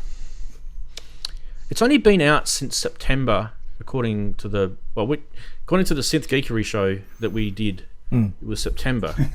So usually we pick up products of the week they're released. So we were raving about this on the show, I remember. And then We liked it. we did. And now I've got it, I like it even more. So a couple of other things. Nice. I mean, not to go through every single friggin' feature on this thing, but a couple of other things that you'll like about it is that you can have, in the sequencer, you can have a sample playing from any of the banks, and they don't have to be the same bank. And the other thing about the samples is you can do a chop, right? So say you did a recording of Daren, you got your XP50 out and you hit the kick drum, the snare, the hat, and a crash, right? And you did that within a few seconds. You just went boop, boop, boop, boop, boop, across your instruments, and you made sure that the tail of the sounds were kind of, it fit nicely. You can then put that into the sampler and chop it, and then you could have those each of those sounds being triggered as if, like a keyboard bass play, right? And it would only take up one sample lane. It's like drums on the OP1 or something. Yeah. Chop it into bits. Yeah. So you've got that, and then on top of that you've got the granular synth, and then on top of that you've got the sequencer, which is pretty deep as well. The fact that you can sample into this thing, when you sample into this thing too, it's like you go shift sample or something like that. How do I get out of this thing? Shift sampling, I think. Yeah, so you get shift sample, and you can hear me talking already. Can you hear me talking through that? If I mute myself here, can you hear me talking now? That's the microphone there. So can you guys see as I'm tapping? See that? That's the peak there. So the microphone is actually pretty good. I'll just go back now and turn it off. Obviously you can sample from the line in as well. So you can adjust that level as well. You can adjust that level input. It's pretty intuitive. I just felt like met all the years that Roland have been making stuff. They've kind of poured a lot of really cool things into this. And it doesn't really step on any of the other products' toes either. They're quite clever about that. But yeah, I don't know. How much you pay for it? I paid 300 Aussie, which is £150, 150 quid, yeah. which is dirt cheap. Really good, dirt it cheap. came out 199, I think, if I'm not mistaken. Yeah. So it's about 40, yeah. 50 quid off. Yeah. Yeah. Great. Yeah. I was going to get the RS9 as well. Oh yeah. But I thought I'll just wait till next month. I'm bought enough stuff as it is. Yeah, no, that was just one I was waiting for. Once I made a decision, I like to get it. Yeah, I was waiting for it too. They didn't sell out quite as quickly as I expected. They were still there. Oh, a couple of days after. There's not as many people that are into that sort of stuff. No, as you think. No. Sometimes I misjudge that though, and pick something that's not popular and think it's not, and vice versa. The other thing I'm kind of keen to do with this, I haven't had much of a chance to play with this, but because it's got the sync in, obviously I can set this to sync up to Pamela's new workout, and I can have this thing. It doesn't have to be just a standard sort of clock. It can be a trigger that triggers the sequence play and then stops. So, those sort of cool thing. And this thing's battery, you can just have it sitting around near your eurorack. It's it's a handy little thing. Yeah. Couple of little cool ideas, I felt. Voice changer, have a bit of fun with that. It was only cheap. You can use it on the show if you want. I don't know. Yeah. Hopefully you don't get a content match for that. I'm so sick of that shit. Honestly, I know, sorry. It is so annoying. Do not mention the C word. Yeah. And I kind of feel like we should go around and ask other people if they availed themselves to some software through Cyber Monday, or if they availed themselves to any hardware like me and Chris did. Anyone else want to jump in? Absolutely nothing, I'm afraid.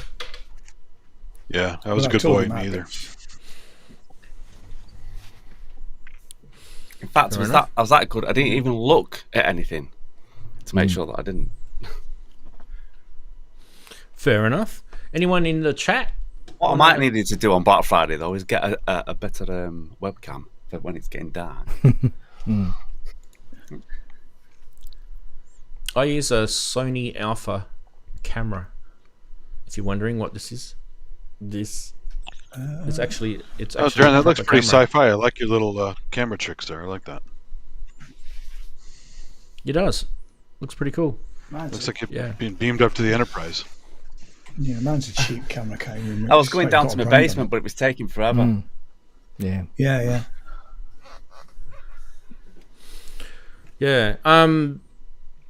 I was watching some of the other sales going through, and I noticed that there was a lot of stuff going through Europe.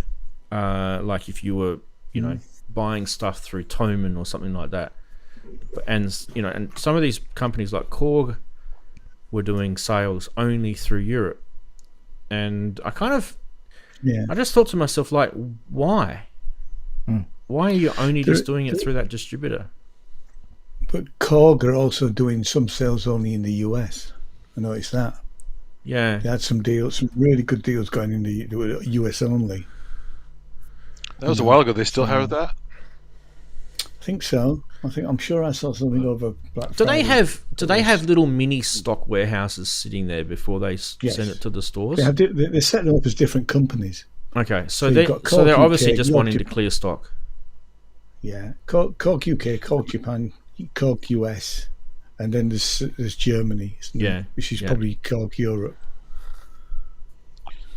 It's a Black Fridays They're, anyway. they're getting sort rid of stuff, right? semi-independent. So, Yeah, it is. Yeah.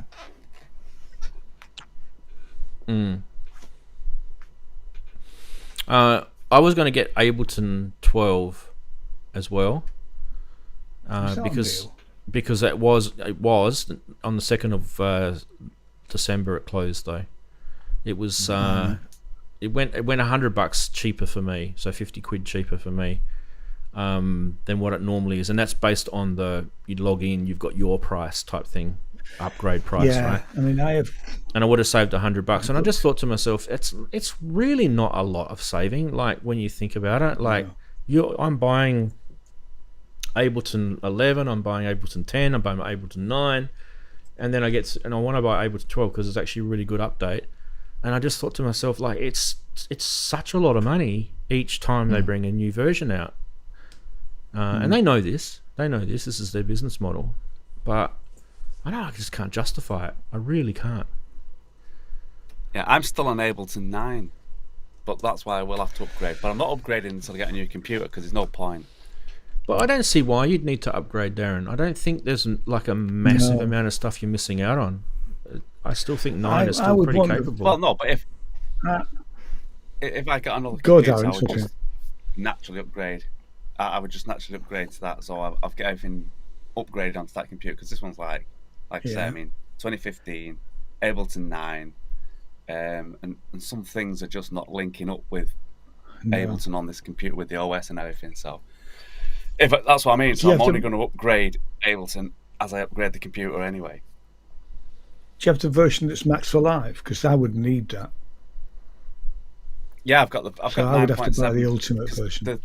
Right. Well, there's Sweet. Yeah. Sweet is the one that comes with Max Sweet. Live. Yeah. Sweet. Yeah, that's it. Yeah. Yeah. And I did have that. I had a hooky version why I got- on yeah, my old Sweet. laptop. You know. I don't use Max for Live a lot. I do, but not a lot. Like, if I was Yeah. to pay extra for it, I'd be thinking to myself, nah. So do you? But do I've you used actually, it for quite a have few good things. you done any of the programming with it? I have, the back Mac- in the Mac. day, yeah. Which is fun. It's cool fun. But, yeah. 3 kids. Tea, coffee, that's what I'm getting. It's tea. Yeah, Jane says hi. Oh yeah. Sorry, My glass hi, is empty. everybody. Hi, Hi, Jane. Jane. Everybody's saying hi, love. Thank you. I got the Suite a while back because I was going to get a Push 3, and then I decided not to. Not sure yet. So. Well, Push 3 was on sale as well I know. during the I the went Push Black 3 with an Friday. ARM chip though, so I'm just a little I wary know with that's it not gonna though, happen. because I mean, really, what it is it's basically just a PC in it, right? A PC with a Most of controller those on Machina top. Plus, Mm. you know. And you gotta think to yourself, how much does this thing cost? So how much is a Push? Someone quickly look up the price, right? I think it's about About 1.5. yeah, I think it's about It's $3 up grand there, yeah. in Australia. Yeah, It's about probably $3 in Australia. $2 grand in the US, right? You can buy a laptop cheaper than that, and a controller VivoBook. cheaper than that, and it will do This is the thing, yeah. the same thing. Yeah. And I kind of think to myself, like, are we being silly when the obvious things in front of us when we're buying these devices? Are we being silly? Like, did I really need this P6 from Roland? I know it was only a couple of $100, but did I really need it? Probably not. It's That's cute. why though. I didn't buy It's a the fair PC, question. 'cause I'm not buying things now because not half the time, but when you do buy something like whatever you've bought, and you always mess about with it for the first couple of weeks, maybe a month, and then 9 times out of 10 it gets pushed to the back somewhere, and I'm just not doing that anymore. Yeah. First of all, it starts being pushed to the side. Then a week Yeah. later, you realise you need to might use protect that it, in a so you bit. put a piece of plastic on top of it. And then a week later, you get it pushed out of the way. In the fourth week, you forget that it's even there. And then at some point in time, you spill a drink or something. You go, oh shit, there it is. And then you get serious and Yeah, put it back in the box, put it away, feel all good about yourself, and then realise what you've just done. 4 Yeah, we weeks all ago. do that. Yeah, We all exactly. do that. Yeah. We all do that. It's all Yeah, common my- experience. My Live 12 Suite update it's full price, 480 quid, and I can't justify it really. No, I it's a would lot of like money. it. It's a I lot would of money. like it, but I genuinely can't justify it. Not for the amount of time I'd use it. And That's I would that's use an it occasionally. expensive piece of software. If you think about okay, so let's look at software as a whole, not just music software, right? I think musicians get ripped off. Like, what does Microsoft cost? What does Microsoft Office cost? It doesn't cost $1,000 Australian dollars or 480 pounds, does it? And you know. But they sell gobs of Microsoft Office, so the offset. Yeah, That's the thing. Yeah, I know, but they sell gobs of Ableton Live in the music community as well. They're probably Not compared to Office, though. no, not compared, but Yeah, I was going to say, they'd probably be in the top 5 of DAWs. There'd be Logic, Ableton, Cubase. That'll be the top 3, I reckon, and then you'd have Pro Tools for the more sort of serious people. Studios, yeah. Yeah, Also, then- they charge it because they Yeah, but you can't. see People are buying On the it. television. yeah. yeah. It's a lot of money though. And if you're making money out of music, then it's probably tax deduction. fair That's enough, cool, yeah. no worries. But if it's just a I hobby, suppose I'll most of do us are them just all, hobbyists. Yeah, but if you look at me, I mean, what did I say? I got mine when it came out. Is it 2016, 2017? So Well, 5 years. So it's 400 quid over 5-6 years, or even maybe 7. So if you're 7 updating years. every time it comes a new one, like so you're moving each one, then it's just Yeah, if like you you've look just at said it to me, as it's not worth it. But what? Yeah. there's a new version every that's- 2 years, then There is that, yeah. I grabbed that super deal they had with Novation. It was a promotion. If you bought a Novation product, you get the suite even at a really cheap price. And I got lucky with that. But I'm still on 11, so it's... Yeah, I mean, I've got. They've just done a brand new version of Max NSP, which I obviously do use, and that's 300 quid, I think, something like that. There's no discount because I've been using it forever, and I used it. I think this is Max 10 or Max 11. I can't remember. I didn't really properly look because there's absolutely no point me just doing an upgrade. And then on top of that, they want to sell you something called Rainbow separately, which Rainbow allows you to create plugins and export them as software. Well, in my early, I stuck with Max 4 or 5. I used to be able to do that anyway. You know, so Does Rainbow come with puppets? Interesting. I like the things It's got it's got really funky spelling as well. You know, the things that they've brought into 12 are actually really, really good. Like there's a whole bunch of cool MIDI things in there that really kind of they should have had in Ableton years ago. To be fair, a lot of people were frustrated with MIDI with Ableton over many, many years. I kind of feel like 12 fixes most of the issues that people had with MIDI. So yeah, if you never had Ableton for a while and you were thinking about going back to it, 12 would be a good way to go. But that for that reason, and then on top of that, there's a really good couple of software synths that they've designed just for 12. You can't get it with the other versions. So and people the definitely Max MSP application in 12 is really good as well. Yeah, but you can get that Started separately with though. 11. You can get that through the people that design whatever they're called, the company that designs Max for Live, right? Cycling 74. Circuit 74. Yeah. Actually, I've never done much with Max and MPE, to be fair. But I know that in Ableton 11, I did because I had it for like 60 days or whatever it was. Or is it 3 months? 3 months was the demo version, and I did quite a lot with it, with the Max MSP and the sort of randomization tools you could use. So there's some really good stuff in there. But isn't one of the big problems taking a Max patch and moving it to Max MSP? It's kind of a nightmare, right? Yes. I'm sorry, Max for I Live. Max for mean, Live. Yeah, it is. You can't directly unless it's move it got over easier, easily. There's some kind of weird. No, Yeah. I remember this would have been on Max 6. I didn't remember because obviously I had the Ableton 8 probably at that time, Suite version, and tried to port the stuff that I'd made in Max over and ended up having to rewrite them pretty much, you know. Mm-hmm. So it didn't quite work that well, you know. It may have got better, but It's still. I'm great then. trying to look at that because I want to do some stuff that I only know how to do it in Max MSP, and Max for Live is just a different beast. And like for example, Max, you have to use Max MSP for the Osmos editor, right? Oh, I don't think it works in Max for Live. You can't make it work there. You have to use Max MSP. Right. Yeah, I mean the reason I bought the organelle was because they were supposed to be able to. They were looking at the possibility of importing Max MSP into it, and I thought, well, I've got loads of stuff that I've already done. It'd be great to mess around with that, but it never happened. I do really like that. Yeah. I mean, I have to say, I just talk about new. I mean, you know, we always say Logic update free. I bought Logic years ago, and I did the stem splitter in Logic, which is there now, and actually it's pretty good. It splits drums, bass, vocals, and everything else. And you know, some stuff that I had some stuff where I didn't have the original stems, and I was able to do stuff and do a remix. I don't do that many remixes, but I was able to do a remix of a track with that turned up on that Christmas album. You know, so it's that's quite cool. You do get a bit of artifacts if you're not careful, so it's better to split them and then take out. Just listen to the tracks.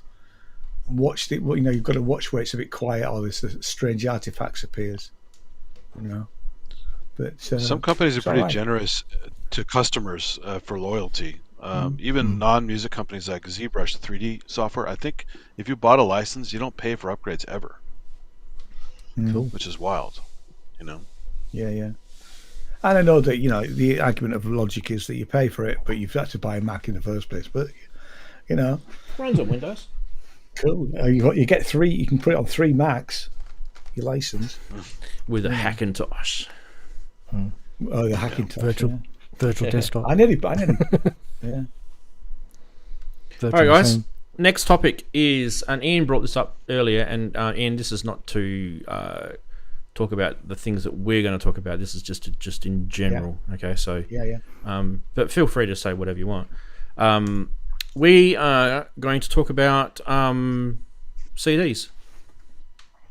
Yay! And hard copies of our music. that's been around for a while. Can't find mine. So for me, there's the 4 that I've done. Obviously, Gates is the newest one. Now, I know there's people that watch my show, they've seen this and they think, oh, God, here he is. Plugging his own shit. Well, it's my show. But there are new people. There are new people, so why not? By the way, this is when did I release this? 2023. This is getting, it's getting on. Yeah. Getting on a bit now. Yeah. So I am going to be doing these, and I'm going to do it through Ian. But Ian and I have got to sort some things out. But this is what the CD will look like. It won't have a blank white page there, and the back copy of that. Now, couple of things with the album. So the album will ship on CD because it can only fit the 16 tracks, but you can also get it through Bandcamp, and you probably may want to do this because Bandcamp, Synths Music, Bandcamp. There's the extra. There's the extra stuff, and there's a really long track which I have to email out to people. So if we go across to the Macintosh here, and if you scroll down, this is all of Ian's people that he has through his label, Synths Music, and I'm, getting on a bit down here. If you do buy the album through Ian, it does support Ian's label as well. You will actually get some extra tracks which are down the bottom. So you get Surrogate, and you get Gate 2, and you also get the fully gated, which is a continuous mix of all the 16 gates, and they're actually cross-faded and all that sort of stuff. So you get all of that included for the really, really, really low price of £6, which I think is insanely cheap. Should be Ian, put the price up. Okay, boss, we'll do. So the other option is we could probably do, and Ian and I will probably talk about this, but we could probably do a hardware and a digital bundle where you get if you do buy the CD, you could probably get the digital as well at the same time, which is generally that's normally what I've been doing. Generally, what I would do. The other thing too is if you do ever want to find out more about the album, and I'm showing you this not to just plug my own music, but I'm also showing you this because I kind of feel like other people that have got music out there that should go to the trouble to do some of these things. So there's actually a mini website on my website called, it's just ranzee.com/gates, and you can actually go in and read about every single one of the tracks. There's graphics in there. There's links to Ian's Bandcamp here. So it's playing literally through Ian's Bandcamp here, and it talks about what I used for the album, what gear I used for each track individually, and a little bit about what the track's about. And there's and you'll see these icons throughout. So as you're seeing these icons throughout, you'll probably think to yourself, that's what these are here, and also they correspond around here as well. So you've got some sort of congruity with everything going on. So yeah, that's the Gates album. Now, saying that, Ian, what's the news from Synths Music that you told me? Well, the news is that we are actually going to be putting out CDs of most of the stuff that we've been working with. Now, to some extent, I still need to work out the full details of this, but I have a little helper. I have Santa's little helper helping with the label. But actually, the other thing we've got here is I have a CD duplicator. So we'll be doing white label copies. I've just ordered. They're actually white label copies that look like vinyl. So I've just ordered a load of load of blank CDs to run off, and I still need to sort out probably full blown versions like Ranzee's album for some of certainly. I mean, my stuff is like that, and I did them, when I made the albums really. But we need to look at other ways. But certainly in the short term, we'll be doing limited edition. So we're going to go with 20 probably of each album, and they will be made in house. So that's the plan. And the thing that came out of this is Dave Walker, Mo, contacted me a couple of weeks ago and said, I've got people who want to buy us a CD. Can we do something? And consequently, we're talking low numbers. So the minimum number, if you go through a distribution company, is 100, and we may not, for some of the albums, get to that. So that's why I'm doing it in house, really. So they will be made to order. I'll probably do in batches of 6, although it'll do 8. It's sat down here now. It was sat in the garage for a while. It's my CD duplicator, which I bought a long time ago. But so that's the plan. Is that we're going to have CD Is this versions. a printer duplicator? It's a whole robot thing? No, the printer thing. I've been looking at that actually, and they're Those are pretty cool. They're really cool, but they're £1,200 to buy. They're expensive, yeah. Yeah, exactly, yeah. So that's not going to happen. Actually, there is a printer. There was a little printer. It wouldn't do color. It would do one color. It wouldn't do multiple colors, and it would only print text. But they were from about 2002, and I was looking at this yesterday. You can still get them really cheap here in the UK, but you can't get the print cartridges, so it's a bit of a no go really. So certainly I've got that one I need to sort at some point. Yeah. If I need another CD duplicator, we have one that works. It's probably making its way to the bin. Oh, yes, please, Robert. Yeah, hit Robert up. Mm-hmm. So, Ian, what's the other news from your Sinners music? Like, in terms of albums being released. We were actually on your page. Just before. Yes, we're planning to actually release all of your albums, aren't we, Rant? Well, that's breaking news. That one. What was the other thing? Your streaming stats. Oh yeah, actually yes. Ranzee, I forgot. Sorry, yes. Ranzee is #1 artist on streaming for Sinners music this year. Yay. He streamed more than anybody else put together. I think really. So well done you. Nice, matey. Yeah. Cheers. Yeah. I was talking to Ian. Definite round of applause. I was talking to Ian about this. I kind of feel like it's kind of weird because you don't actually. It's like you have no idea. No one talks to you. No one tells you. No one sends you a message saying whatever. Well, it helps you paid all of us to stream it more. So Yeah. Yeah. But yeah, it's kind of weird. Streaming is. I just find it really weird. I think I'm getting old. Yeah. Well, no, I mean, the fact that we get paid. Well, we're supposed to get paid slightly better than other distributions, but I don't see that. But we're still at 0.003p per play on Spotify, which is just disgusting. Well, Spotify's the worst, isn't it? Or one of the worst. It is the worst. Apple Music is slightly better. It's slightly better. Yeah. Yeah. So yeah, I mean, actually, Wookie's just said about getting a printer. I don't want to buy another printer. I have a perfectly good printer down here. I don't want to buy. And actually, I did buy a Canon printer that would print CD covers, but they're pretty crap, really. Well, that's what I use. It's the ink. It is the ink. But actually, that cartridge thing, I ended up buying 3 of those cartridges because they didn't really work very well.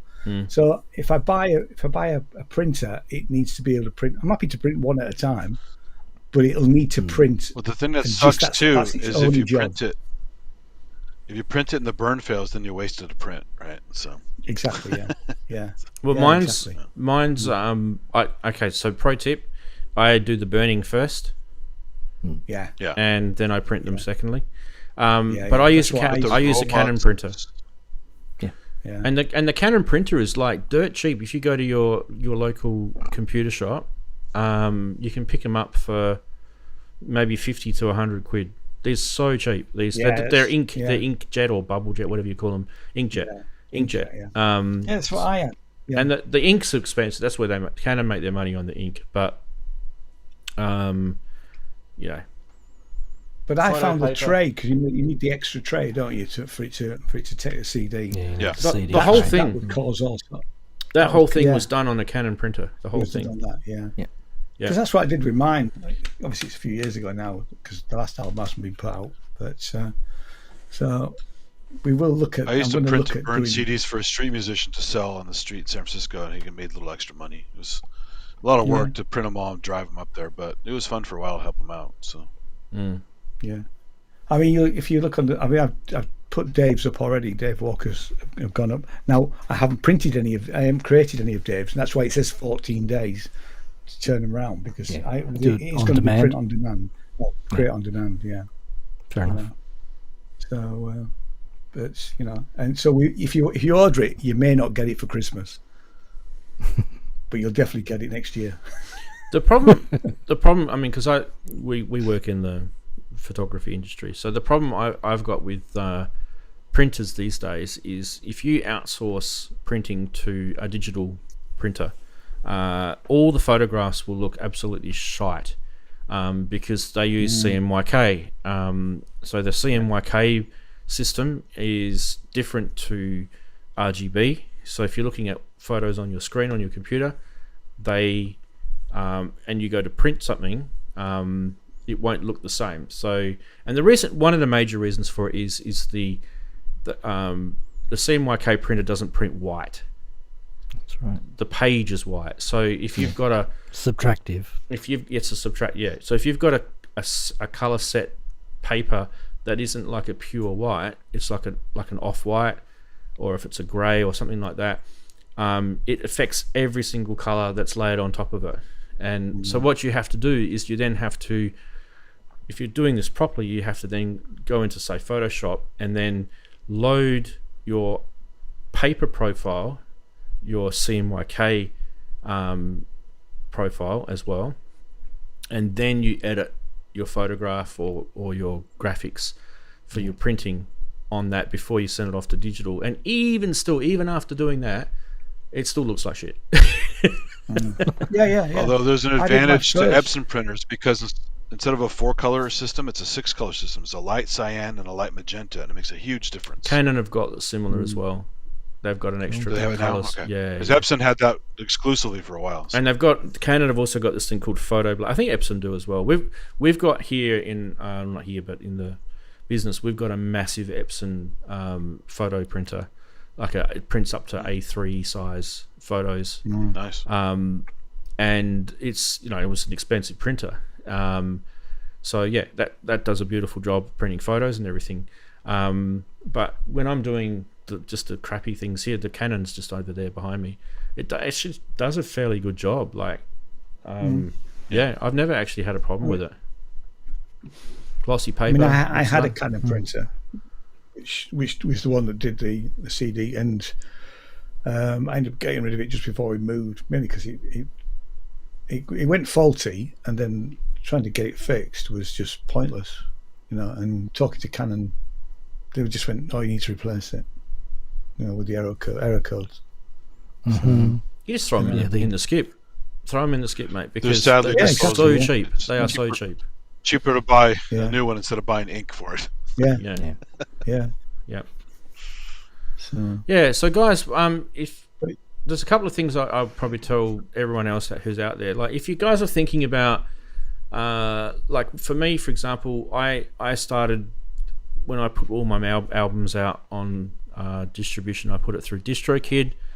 This is before I knew Ian, and DistroKid charge you an annual fee to be with them, and I think they're starting to get more chargy now with some of the extra services, and I'm feeling like some of the services they used to offer for free they're now charging you for. So I've decided, like earlier Ian announced that I've decided I'm going to move all of my music now across to Ian, and I'm going to get rid of DistroKid because I don't want to be charged an annual fee. I don't want to be charging extra for things to be put on YouTube. I don't want to be charging extra for. They've got this thing where if you want your music to stay up there forever, you have to pay extra per song. You have to pay extra. So there's all these little tiny little charges, which are just crazy.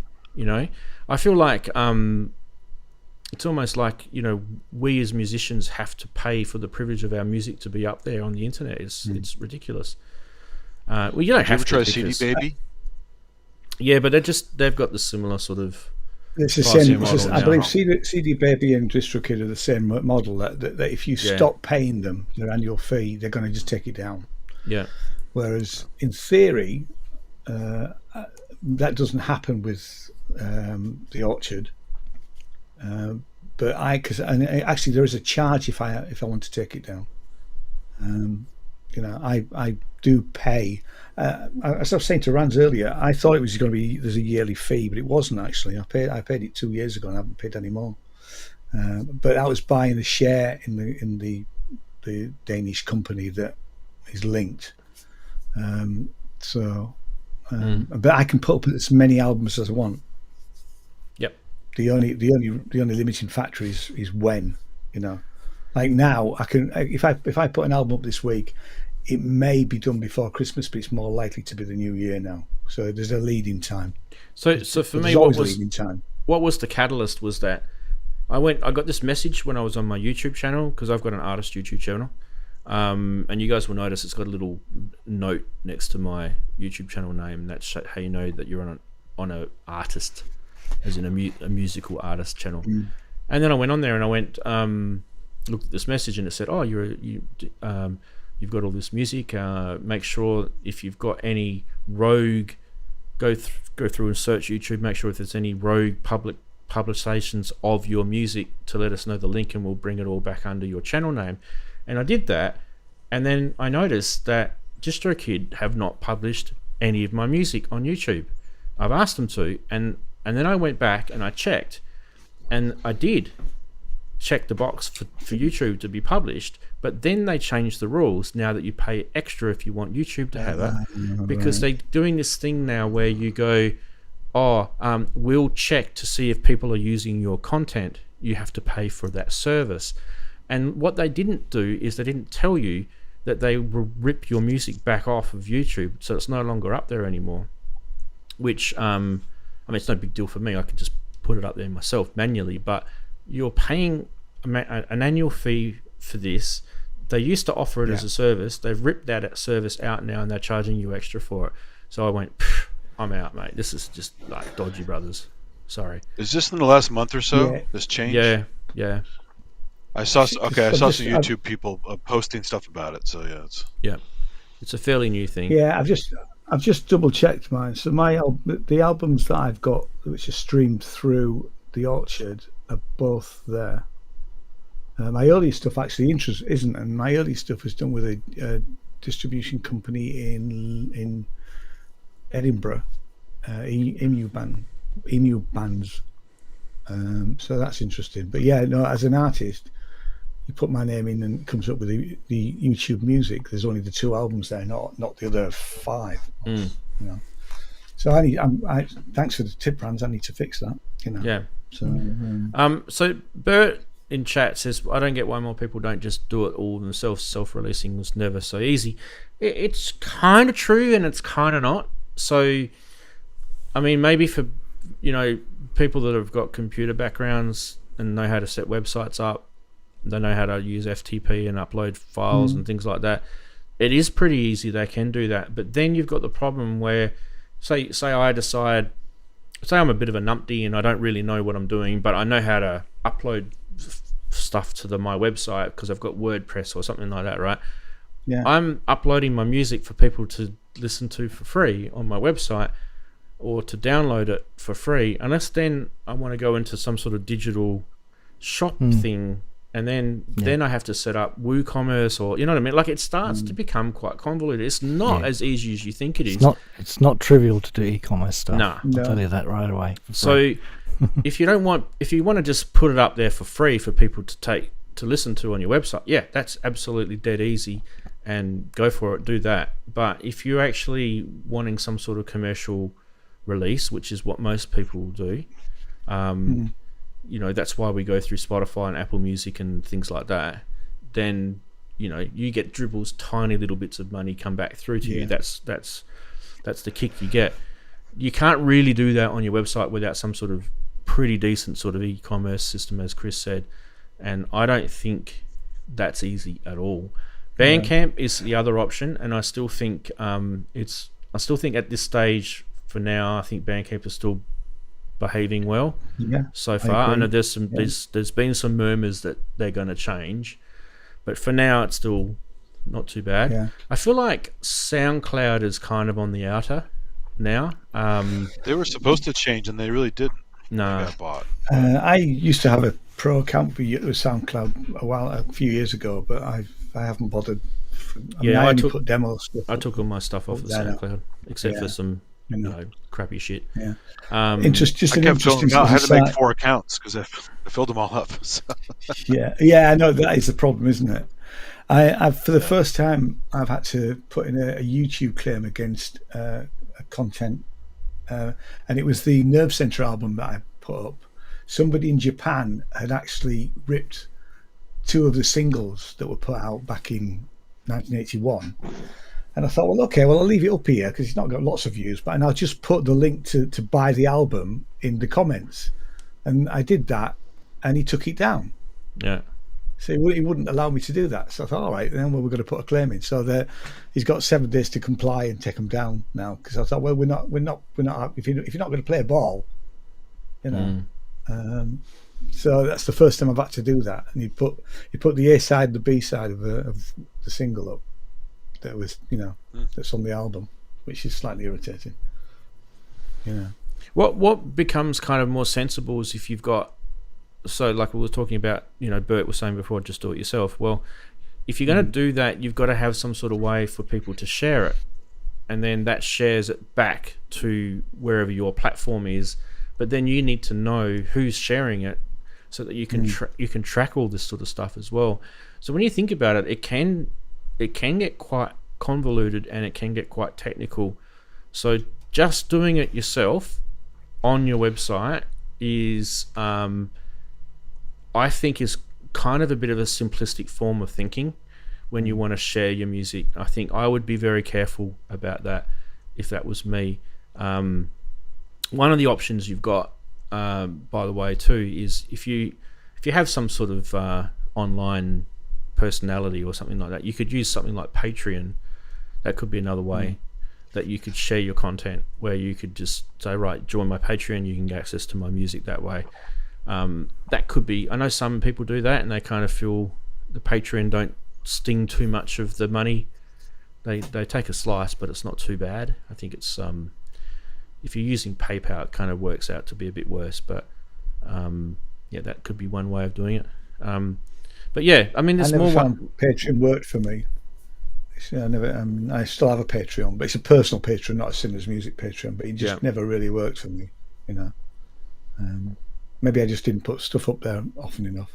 I don't put very much up there. I mean, a few times a year I put stuff up there, and when I do, it's kind of related to this channel or the music that I release. So it's not like it's not like if you look at Lupop, he's got a pretty buzzing Patreon, right? But he pushes it and pushes it and pushes it, and he has this ever evolving book that he does that people want to get hold of, and so there's a draw to whatever it is that he's offering. And I've seen other people do things well. So you kind of, in a way, you have to be a little bit entrepreneurial about using these platforms and using them to your benefit. So for me, I didn't really care about sort of growing Patreon. That wasn't a goal of mine. No, me neither. I'm not behind that, because really what you're doing is you're growing someone else's business, not yours. So I'm more like I want to use it to the point where it's benefiting me, and I'm happy to give them a kick for that benefit, but I don't want to grow something where it's an ecosystem that relies on their platform, and the day that they drop their platform out of the Or they sky, change it I'm significantly. screwed. Yeah, Yeah. yeah, exactly. So I'm So all really, your eggs in really one worried basket, about that yeah. sort of stuff, Yeah. you know. Yeah. I mean, let's you face missed it. a cross promotion trick. You should have bundled your PayPal with your OnlyFans. Only Yeah, since. but my- Only since.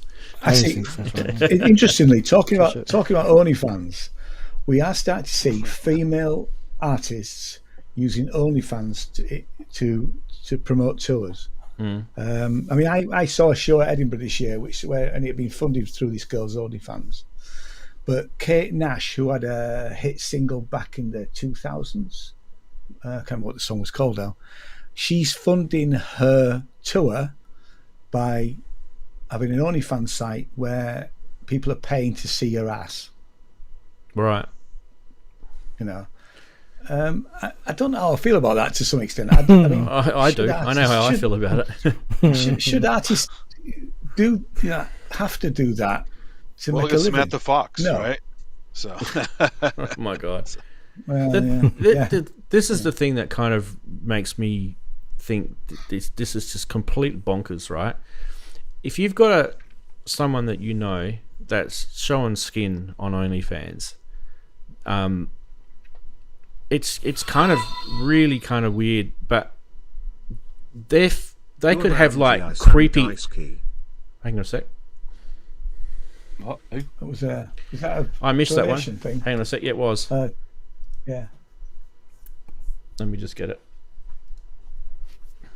Wagoo just It's not tipped. an OnlyFans thing, is it?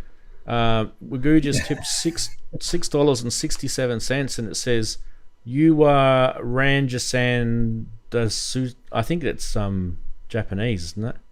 Dasuki. You are Ranjie-san Dasuki." You'll have to explain that, Wags. Thanks for the $6.67. Anyway, mate. 1,000 yen. Oh, it's 100. It's He's 1,000 only yen. interested in the jelly. He's only interested in the jelly wrestlers. Anyway, getting back to this OnlyFans thing. Imagine if it's your daughter, right? Yeah. And then you find out, she might be an adult and everything, but you find out that she's sewing skin on it, and then some creepy uncle is checking her out, or some creepy cousin, or like pedo or whatever. I don't know, like, you know what I mean? Like, for me, it's so wrong on so many levels. It's not funny. And then once you're up there, there's that digital memory that we talked about before. Yeah. You're there forever. Can't be erased. And then you decide, I don't want to do this anymore. I repent. I'm a born again Christian or whatever. You know what I mean? Whatever, right? And all of a sudden now you don't want to do this stuff. You can't just go back and just press the undo button. That stuff's going to be there, and you might go for a job. Yeah. You might be going for a job. That girl that you're talking about, she might want to go for a job working in a record label, and they're going to go, "Nah, sorry, we're not going to take you. You've been showing your skin on OnlyFans." Even if it was 15 years ago, we're still not going to do it because, Who knows what world we'll be in the future? Mm. You might be super ultra conservative in 20 years. People will use it against you. Yeah, I'm sure. Wagoo says, I love Mr. Ranzee. I love Mr. Ranzee. We need to get like some Japanese. Yes, we did. We need a AI or Kitoro. something. Get her to do the subservient bow while she's doing it. I love you, Mr. Ranzee. But I do think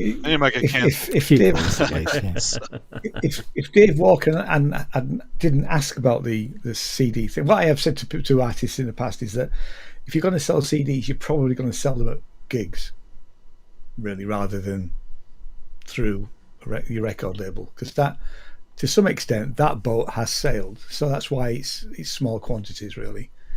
I'm not expecting to suddenly start selling 20 to 30 CDs a week. Having said that, though, my friend who's in London, and he's got an independent record label that has been going since the 80s.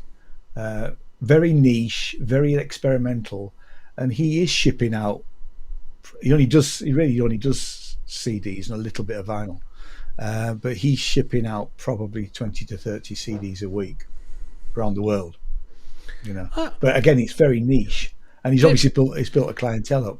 get back to the butt cheek girl. I Yeah, kind of yeah, feel yeah. like I think that's what the show's called. I think she's called the show. that should be the Show or something label, like mate. Yeah. I kind of Butt cheek records. have you guys noticed it? But that there's chicks who do music on the internet on YouTube, right? And they get so many subscribers and followers because they show a bit of skin or they have a bit of that sexy persona about them. And when if you really sort of pulled it back away from the sexuality side of things, right, and just actually looked at their skill as a musician or as a sound engineer or whatever it is that we're looking at, right? 9 times out of 10, they have about as much skill as a friggin' piece of chalk. Case in point, Paris Hilton was doing Rolly Seaboard demos. No joke. Yeah. And they're some of the worst things you've ever heard. Yeah. She can't play, can she? She goes, I have a Raleigh. Check this out. Yeah. Yeah. I mean, And they do. They sex check it does out. sell. Yeah, it Sex is does. always sold. Yeah. You know. It's Yeah, sad you though. see that there's girls playing guitar and there's girls playing guitar in a bikini top Yep. and A million views. and all that's Yep. all business. Yeah. But you know what's all really the sad pervs. is plenty of women who are just doing normal channels get creeps on their channel pestering them all the time, even if they're not showing any skin. So Yeah. they can't win either way, kind of, sort of. It sucks, right? Let me get this right then. I mean- So if I start showing some skin, I might get more views on my music. Yep. You need to wear a wig. No, need it's to wear not a going to blonde work for you, wig, mate. Daren. That's It, right. it needs to be Yeah. Rave Dave's butt, I mean- we see. Get the six pack out. All All right. Actually, yeah. Get your 6 pack Even out. more so. So it needs to be showing It's some more really- purple. We need that fairy Yeah. butt. Yeah. There was a famous Rave issue with Dave had a a girlfriend. woman's channel called Bad Snacks. Bad Snacks got harassed like you I've can't seen believe Bad it. And Snacks, she wasn't yeah, doing anything creepy. She's No. a pretty girl, and she's musically talented, and the Yeah. creeps came out of the Yeah, she's woodwork for good. no reason. Yeah, So- I'm sure. Yeah, I used to know someone that did stuff and then completely stopped doing it because of the creep Yeah. factor. Yeah. The creeps, yeah. Yeah. But those other people, they're feeding the creeps, right? So you're either Yeah, but they're Fighting the probably creeps figuring or I you're might as well feeding the capitalize creeps? on it. I'm going to get the creeps anyway. I might as well capitalize on it, right? So yeah. Yeah, I don't know. Like, Yeah, Yeah. Microdose is right. The AI to clone video performance thing as well, so that you actually, because the technology now is available that you can change your looks to such an extent that it's not your face anymore. You know, so that ultimate technology body double. is there. So yeah, oh, but you've seen the AI images that I put up as thumbnails as a troll for previous shows, right? And I did it purely just for a laugh. And they've got like piano keyboards with not the proper octave, black and white keys, right? And then the other thing is that there's the chicks have got like 9 fingers while she's playing. yeah. It's in the shadows that it goes wrong, isn't it? Fingers, ears, and noses are a problem, aren't they? Yeah. I've just seen Waggles. You know, I'm on Ranzee's Patreon and still waiting for those exclusive vids of him mowing the lawn in his budgie smugglers. So Why not? There is a video that I should probably put up on Patreon where I went over to Adelaide a few months ago, and I walked around this park, and I was talking about it has nothing to do with synthesizer, and that's the only reason why I haven't put it up there yet, because I'm just talking about my childhood and this park and stuff like that. It's not, when I say travel park, stuff on it's my synth channel. I don't care. this is not like a little park where there's a swing and this is like a massive, like 30-40 kilometers wide, park. It's a national sort of park thing. Anyway, I'll probably put that up on Patreon so you guys can have a look. It's kind of nothing to do with synths, and the only reason why I haven't done it is because I'm thinking to myself, it's just really just like completely off topic, and I don't know if how well it will go down. Yeah, it's fun. like I say, my channel's music and art, so I do anything that I'm interested in. Really, I've got some content coming which is about hi-fi, because I've done some turntable stuff. So you know, so Wags, anything that you're interested in. speaking as far of as I'm me concerned. mowing the lawns, you should see what I look like. I'm long sleeve, hat. I wear a mask. I've got glasses on. It's Now because that is a picture I do want to see. because where we live here, if you have any type of allergies or if you've got wasps that live in the grass. garden, grass, things like that, it's just all going to end up in your hair and up your nose. So you look like Kung Fu Panda. You must be using a very violent mower, Rance. Is this how it is. Briggs and Stratton, or is it a fly mower? What kind of mower It's a do you Briggs and use? Stratton. It's a Rover. Okay. Yeah, it's a Briggs. Okay. Yeah, yeah. It is Belair National Park, Steve. You got it.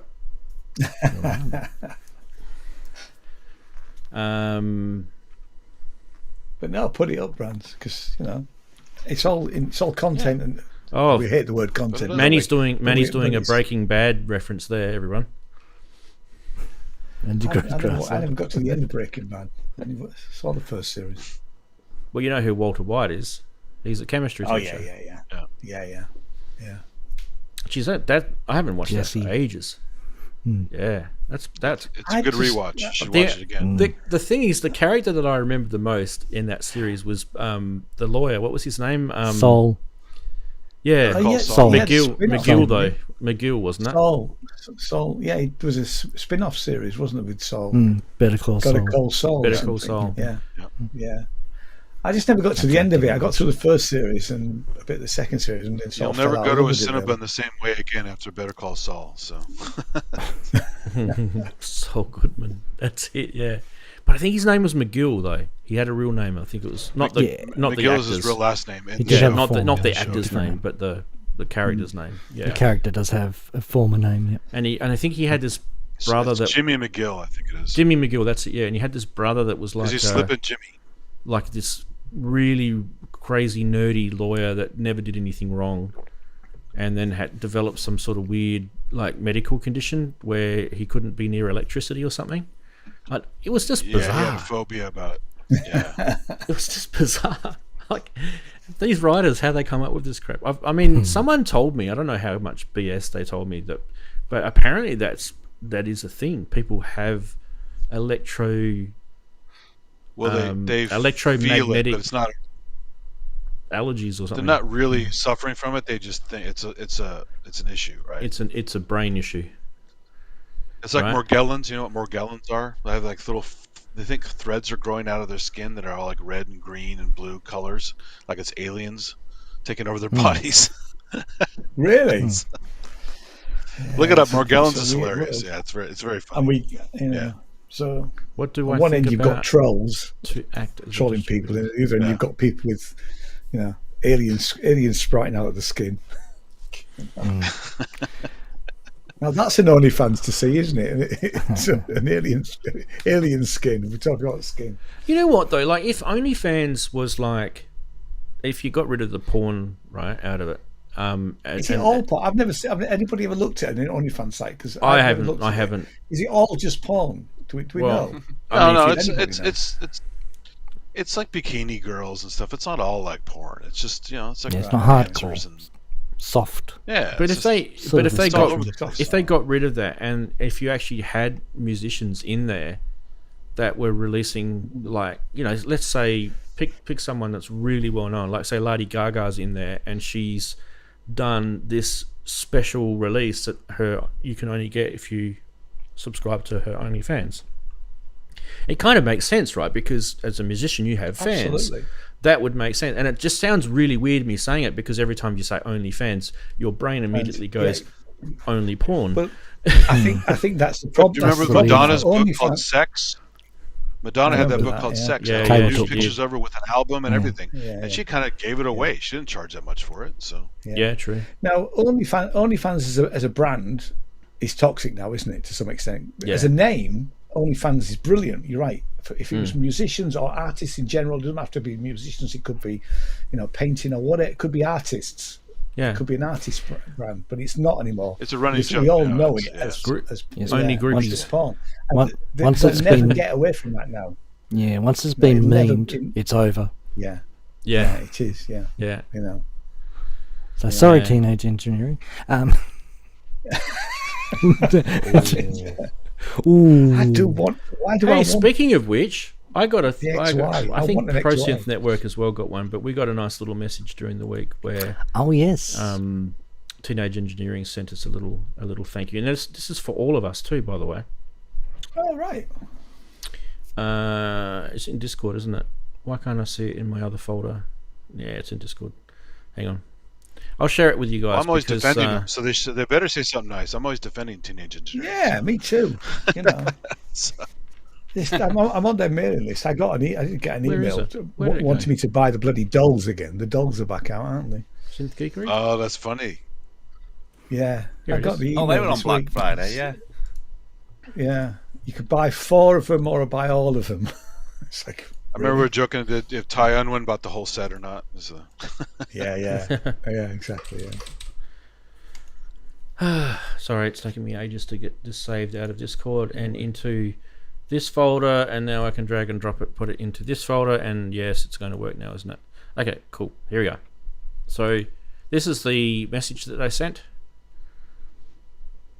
So this was Synth Geekery show number 260. Oh, that's nice. Thanks for your support, gents. So it's not just for me, this is for all of you guys. No. And Yeah. anyone else that's...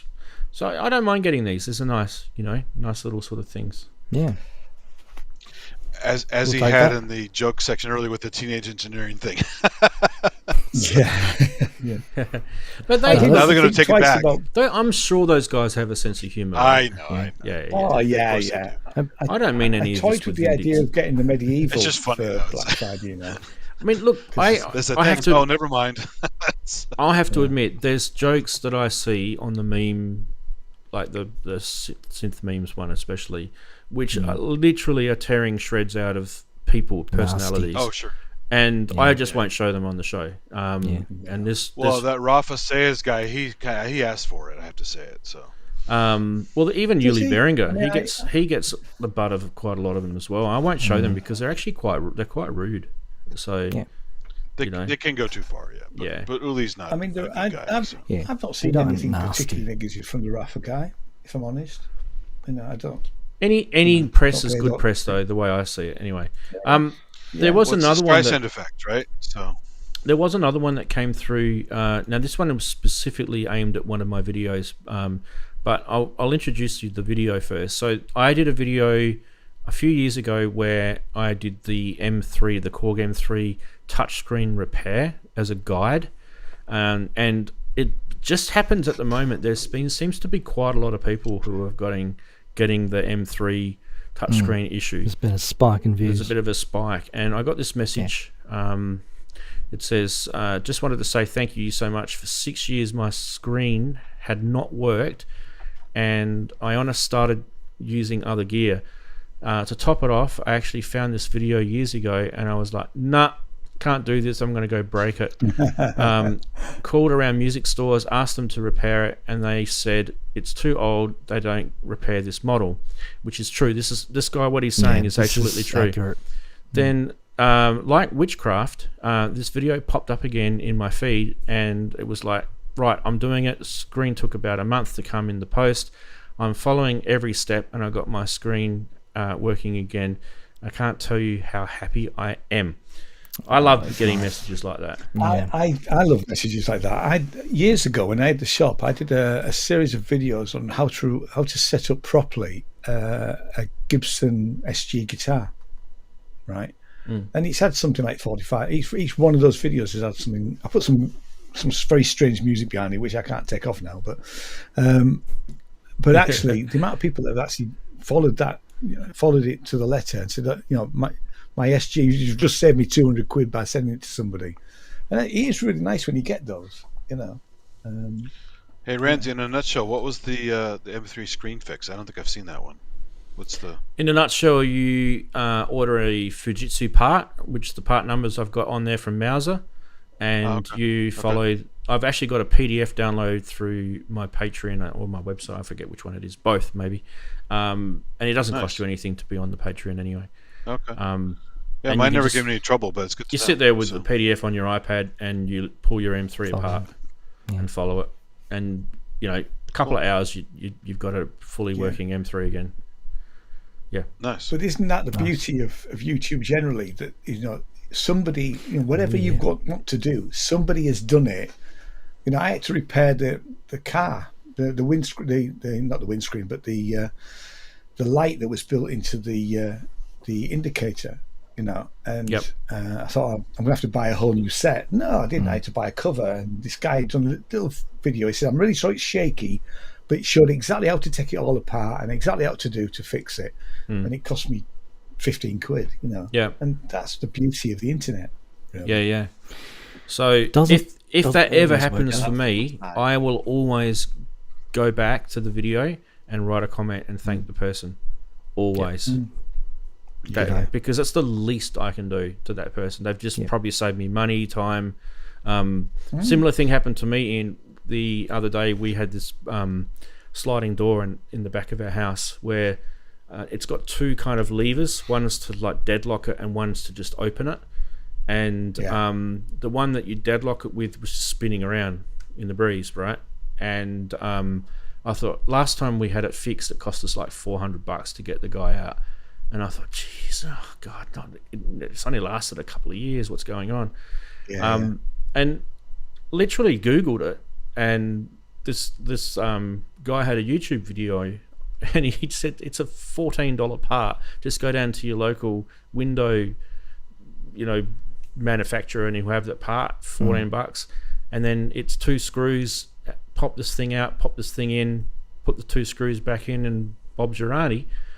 Literally, he was 100% right, this guy. So I went back to his YouTube video and thanked him. And it's like $400 last time. This only cost me $14. I love doing stuff like that. It makes you feel like a man. But you sort of go up to the wife afterwards with a bit of head wobble. Yeah. Oh yeah, Jen likes it when I do DIY. Manhood restored for 1 week. Yeah, exactly. Yeah.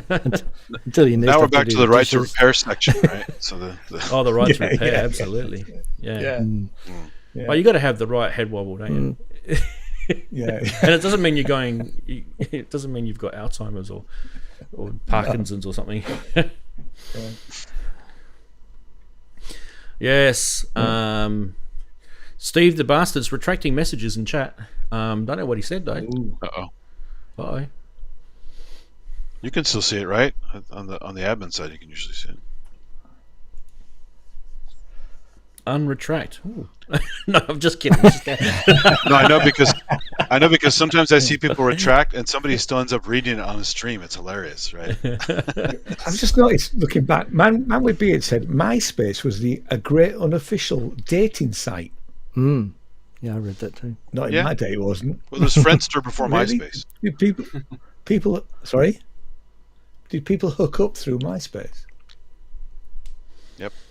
I mean, that's complete. Here I am, mind blown, because I just remember MySpace being a really crap website that I had to try and upload music to. So the thing with MySpace is, in a different life, right? I used to lecture about digital memory, and it was like a really passionate topic of mine.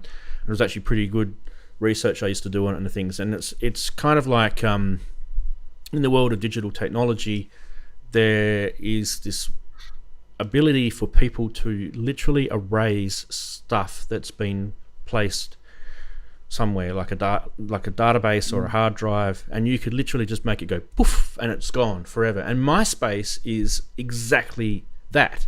There is literally no more MySpace. There's no more website. If you had a MySpace site, you might have spent thousands of hours working on this thing, over the years that MySpace was up. And then it just went like a puff of smoke. Same with Yahoo groups. They went away. Yahoo pages and stuff. I remember Yahoo groups going away, yeah. But Google tried to resuscitate Yahoo groups, but they weren't able to get I forget what it was called. It was GeoCities, I think it was called. That's it. My GeoCities page got whacked. Yeah, that was also wiped out too. So these are actual real examples of this digital memory that we've got in the world. That literally, there's no way we can get this information back. It's in some cases their server crashes, and their hard drive crashes and the data wasn't backed up or whatever the case is, or it was hacked and deleted or whatever, right? But you literally have some real tangible issues that you've got over the past 20 something years where things have just disappeared.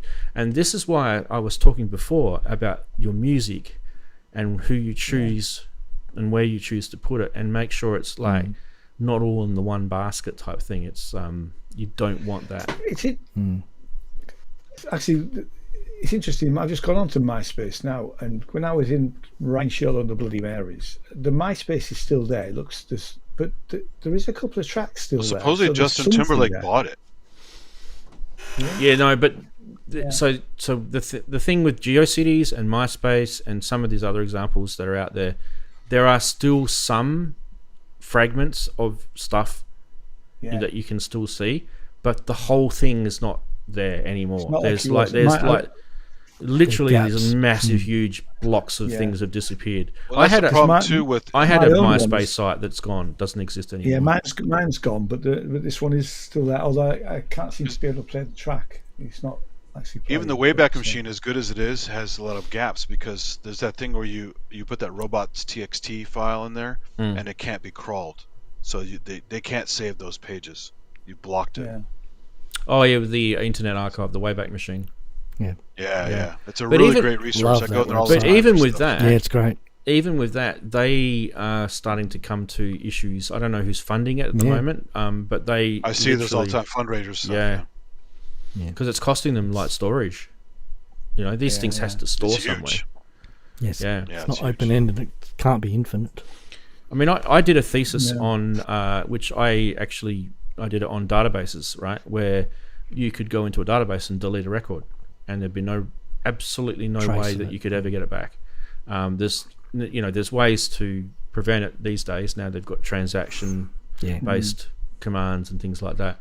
But I actually I lobbied the people that were in charge of the SQL language, which is the database query language, to make it so that if they're using a delete command, that it has to have some sort of way of being undeleted. It has to be, because you can literally make things disappear. The old recycle bin. Yeah. All databases should have some kind of recycle bin. Yeah, probably right. God, you talk about databases. When I did my masters in my degree in computing, I had to use Smalltalk, and that was painful, doing Smalltalk data stuff. I remember that. Yeah. Yep. I wouldn't know any of it now, but because it's. I mean, the first database that I ever used was this thing called Uniplex, which was a 4GL type programming system. And if you guys know much about the history of programming languages and things like that, it goes back. We're talking sort of early to mid 80s here, right? And this is before Windows came out. This is like a. I actually think they were way ahead of themselves. They actually had this email system, but it wasn't called email. But it was before email ever existed in this. It was actually really cool. I wouldn't be surprised if they copied it, whoever started the first email, and just copied that, because it was actually pretty much the same, the first earliest versions of email that was out. But anyway, this Uniplex system was a Unix sort of server with like thin terminals. You remember the old thin VT100 terminals? Yeah. And so at your desk, if you were just a user at your desk, you didn't actually have any computational power at your desk. All it was just a screen, a keyboard, and a little sort of modem thing that connected you to the network, and then it served all the information down the wire. And they used coaxial based coax. nets. Yep. I remember coax and T pieces. Yeah, and terminators. Yeah. Anyway, the reason why I was bringing it up is because those days are kind of like not really much different to today, in the sense that the stuff that we still wanted was pretty much the same. We wanted to be able to share information. We wanted to send each other messages. We wanted to be able to store something centrally so that we could retrieve it again. We wanted to be able to go from one place to another and log in and get that information again. And when you think about it, that sounds like what we do today, right? But we were doing that in the 80s. SQL. Well, it's only like 40 years since ARPANET was launched. You know, ARPANET had an anniversary at one point a while back. So that was a big deal. Yeah, ARPANET. But that, remember pre-WWW, all you had was Gopher, WAIS, email, Usenet, and a couple other things. BBS. That was it. You had BBS. Yeah. Average FTP everything. Bert mentioned BBS in chat as well. Do you guys remember dialing up to BBSs in the old days and used to download like all sorts of stuff? Yeah. Someone mentioned Samantha Fox before. Yeah. She was the most downloaded thing ever. She was downloaded, yes. that crunchy 8-bit colour. There was all these kind of weird things, weren't there? Telnet. That was it. Telnet. Gopher. Yeah, gosh. Telnet still exists. FTP still exists. These are all tools that we still use. I used to use that constantly. It's amazing. So I literally used Telnet yesterday. Yeah. Well, it's never far away if you're I was using sockets, it. I don't know if you've ever tried this, but I was using it to check to see if an email server was actually sending back the right responses to standard SMTP based commands. Yep. And it was working fine. So, and then you just basically keep a log of everything that you did in Telnet and send that back to the people to say there's nothing wrong with the email server because this proves it.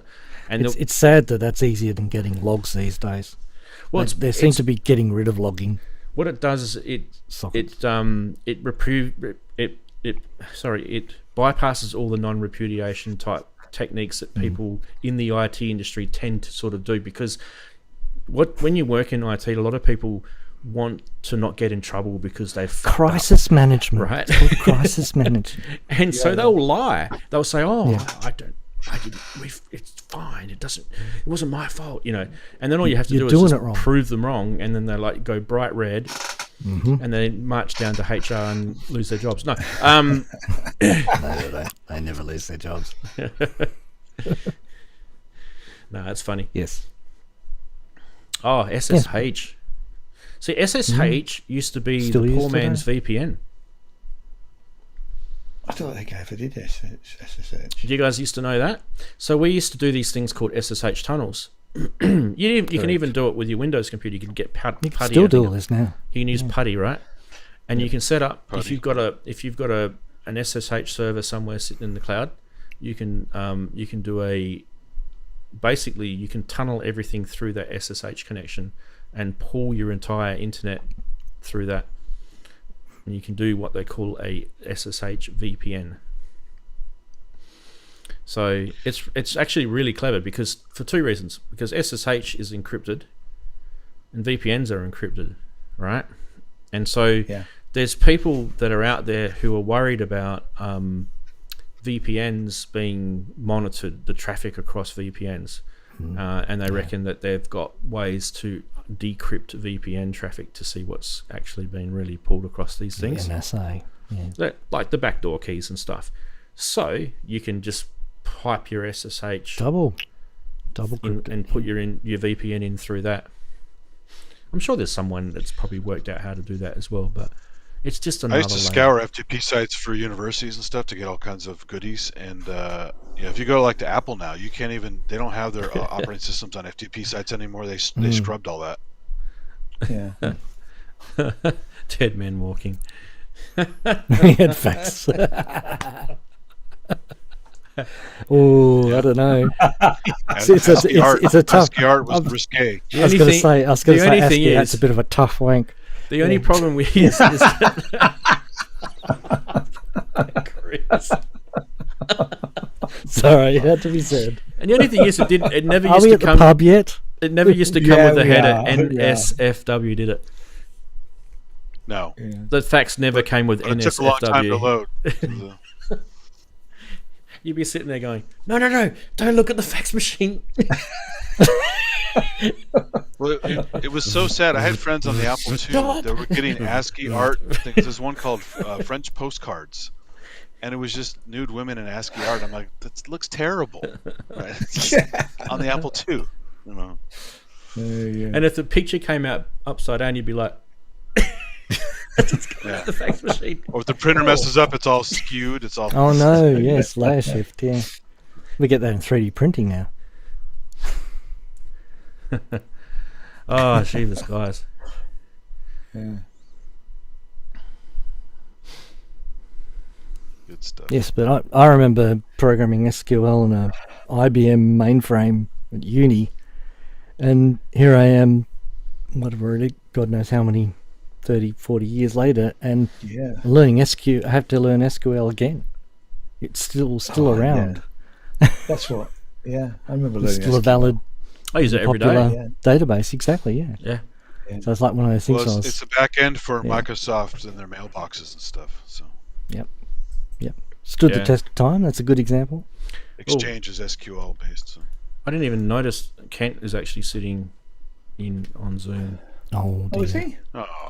Oh, we missed his Japanese schoolgirl impersonation. Just to prove it to you, there he is there. Hey. Mr. Ranzee. Right. Like, that pub, right, it's copyrighted, you know? Sorry. I Sorry. expect a $5 by tomorrow. I know. I need to pay the Kent tax. I do realise that. Kent tax. Yeah, you know that Roland vocoder thing you were demonstrating earlier? Yeah, the crappy thing, yeah. Yeah, do you know what? It still sounds better than this. Let me show you. You're not going to drop your guts, are you? Yes, it's going to. No. This. Oh, is that this, the EMS or the? Oh, it's the That's the Moog. Oh, those are cool. The old Bode vocoder. 10K. That's just a whole bunch of filters, though, really. Mate, 10K though. Come on. It's overpriced, but it does sound good. I like the Bode style vocoder. I must admit, I was liking the sound of that Roland. What did I do with the Macbeth? Oh, It's all digital, mate. It's all But I'm doing smoke and Euro Voice mirrors. rack. 2 is my favorite. I love bloody Eurorack now. Yeah. Oh, you're repairing Sucker. Eurorack. Sucker. Yeah. Oh, it's a whole different. Macbeth modular. Oh, yeah. Oh, Oh, he passed recently, that guy, didn't he? Oh, Ken. Was it Macbeth or was it the other guy? Who was the guy that Oh, passed not. He recently? owes me money. See, can't throw it across the room. Good point. Yeah. Damn you, son. Yeah, I could have sworn it was him. Getting paid now. Yeah. No, I think Ken's okay. So I'll be frantically Is that part of an googling in the back. M5, Kent? Sorry. That's part of an M5, Macbeth? No, this is his standalone Eurorack module.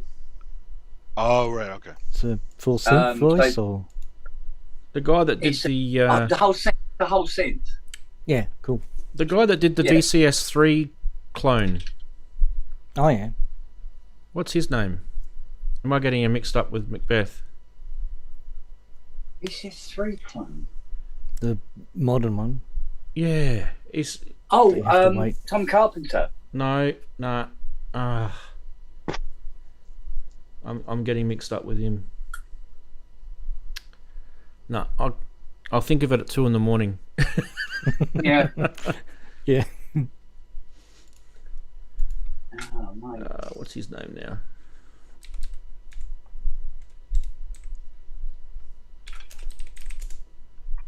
I must admit, we don't want people passing either way.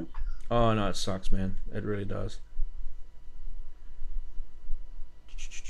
I can't think of the guy's name. It's like, was it Simply Risky? Simple Risky? I didn't actually know the guy, but I mean, not good, is it? Sold with this in, I can put this back together. What are those worth, Kent, those modules? No idea. Oh. No idea at all. This Macbeth stuff is never cheap, right? Yeah, no, it can be quite pricey, can't it? Oh, I know who it is. It's Keith McMillan. Keith McMillan. Oh yeah, Keith McMillan. Keith McMillan recently passed. Oh yeah, I did hear about that. Yeah. He's the guy that does the controllers and stuff. Yeah, the keyboard and the Kenton. Cuneo, Qnexus. Yeah. Yeah. And he was quite young too. Like I think he's like probably in his 60s. Probably only in his 60s. Let me work out how old he was. I thought it was mid-60s. He's quite young. Yeah, I'll go with that. Mate, that's definitely quite young. Good. 67. Yeah. That's young. That's who I was thinking of. So Macbeth is not him, obviously. Thank God for that. So yeah, you can still get your money.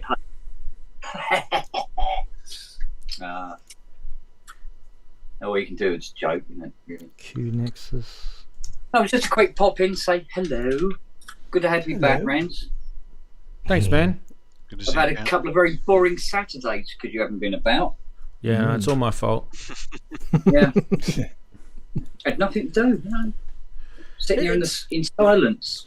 It's really, really hard, but like Saturday night is like one of the most, when you think about it, I'm doing my shows on my Saturday night, not for you guys, but for me here. You're in the physically. future. Yeah. And it's one of the biggest nights that you would take out during the week. Like that's the night you'd go out to dinner. That's the night you'd have parties and things like that. So there's got to have, like, there's only so many I can sort of hold back and say, can we change it to Friday? Can we, Yeah. And I've been doing it all year, and then there's just some that just go, nah, we're doing it on this night, and you just go, okay, fine. Okay. You have to pause the show. And I just happened to have 2 in a row last week and the week before. Yeah. Yeah. And I was sitting there like going, I just don't want to be here. You need to wear a T-shirt that says, "If I wasn't here, I'd be on the Synth Geekery show." Yeah. No, I should say, if you think I'm bored now, you should see me on the Synth Geekery show. That's what it should say. Well, like I said, I only popped in to say hi. No, Click I've got to cancel. go back to work now. I'm trying to get everything done before my birthday. And then take the rest of the month off and go in the studio and close the door and just disappear for the next 4 weeks. Oh, don't That's do good. that. That's the No, plan. well, Take the iPad with you so you can still connect up to us. Oh, God, I've got the Mac Studio in there, mate. Don't worry about that. I'll be online, but I'm going to be doing a lot of writing and enjoying the stuff that I've been working like an idiot all year to buy. I'm now going to actually use. yeah. Remember, you owe me an album. I haven't forgotten, Ian. The reason being, you remind me every bloody time I see you. Yeah, exactly. Yeah. Yeah, exactly. I'm not allowed to. And I will write you an album. Yeah? I will produce you an album, and then you can buy I think that. I've got to mix it out up now. after. I think, didn't you say that you could mix for toffee or something, and I had to mix it? Oh, wasn't that the deal? Mate, if my life depended on it, I couldn't do it. So I wouldn't attempt mixing because otherwise you'd just find me face down in a puddle somewhere. So I stay away from wherever. it. Yeah. Oh, we had that meme up earlier. I never know when to stop. That is it. And I go, no, bit more. Next thing you know, Yeah, just with this muddy mess. Yeah. So I leave it to people with what's the word? Talent. No, I'm going to say no, a tiny bit of talent. No, Kent, you leave it to this guy. That's who you want mixing. Yeah. That's the guy you want mixing your album. It's just such a pure, transparent mix. Yeah, I mean, it could be that he's completely off his tits. You Really know that, don't you? minimal, minimal work there. Get some help. Sometimes it takes a lot to know when to not touch the faders. Exactly. That's the guy that literally took the word "sleep on mix." Literally, he should not be sleeping on mix. Yes. Oh, what was that other one that we showed where the guys were sitting there with AK-47s next to the mixer? And we're like, yeah, they don't want you to touch the faders. Yeah. Yeah. No. Yeah. All right, I've got to go back to work. We're going to end the show. So, Oh, are you? yeah, it's all your fault. Something I was wearing. Look, Can't look, quickly I'm go from representing, here. friends. Come on, mate. Yeah. Representing. Yeah. Well, I have to, Kidding. otherwise she leaves me. I'm not allowed to support England. I have to support Australia. Well, I got completely diddled out of a good game tonight because the stupid weather up at Liverpool. So, you know, Merseyside derby.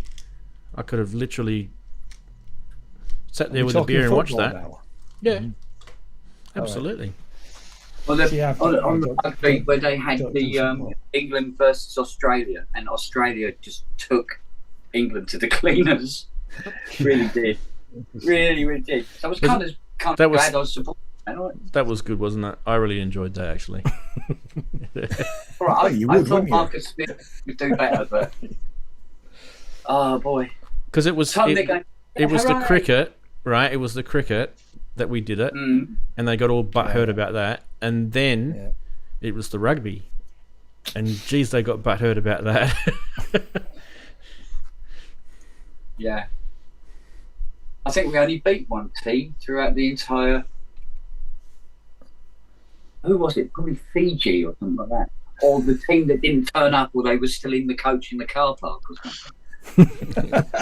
That's the only time we can beat a team now. Win by forfeit. Yeah. So. Papua Yeah. New Guinea. Yeah. Papua Yeah. New Guinea it is. Was it Papua New Guinea? Right. I think Well, it they- was. The latest news about Papua New Guinea is they're now entering the NRL. You know how you guys have got rugby league Yeah.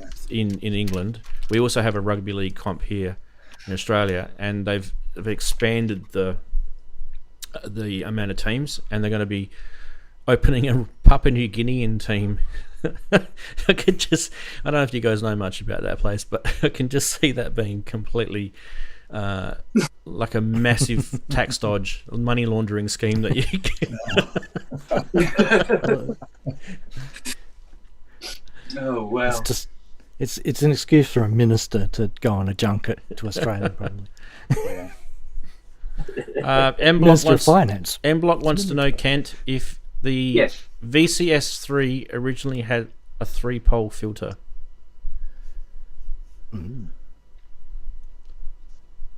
Oh God.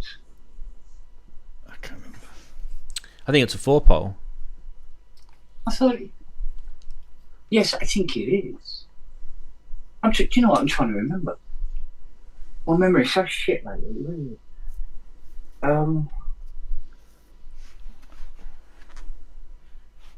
I think it's 4-pole. Yeah, I'm pretty sure it's 4-pole. Yeah, I think it is 4-pole. Yeah. Oh well, I've got to go and encourage a husky to not jump into the next door's garden. Oi! Moo.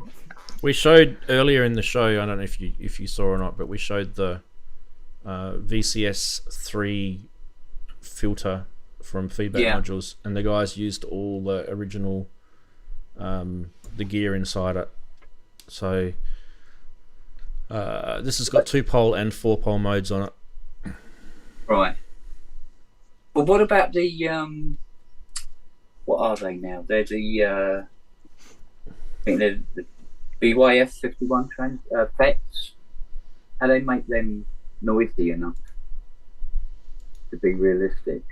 That's the question, because you can't get BYF 51s anymore. We haven't been able to for about 20 years. He's used 2 and 3819 FET transistors. 3819. Okay. Yep. He's Right. used BC550 and BC560 transistor pairs. Yeah, they're original. Yep. And he's used the AS394s for the NPNs. Yeah. And WIMA capacitors. Okay. And I got it sounding like Oxygen Part 2, so that wasn't hard. Cool. Playing the filter, yep. It sounded So, like are the modules expensive? modules €200, Bloody hell. Okay. because they're pretty expensive components. Yeah. They're not cheap. Yeah, the VC550s are. I know that for a fact. It was certainly pinching my ass when I was soldering one of those. It's like, Oh yeah. let's screw this off. Let's put the soldering iron to 300 degrees from 350. Maybe I'll just glue them in. Let them flap around in the breeze. But just throw them in the general direction if I run away quick. Yeah, just let them gently touch the track.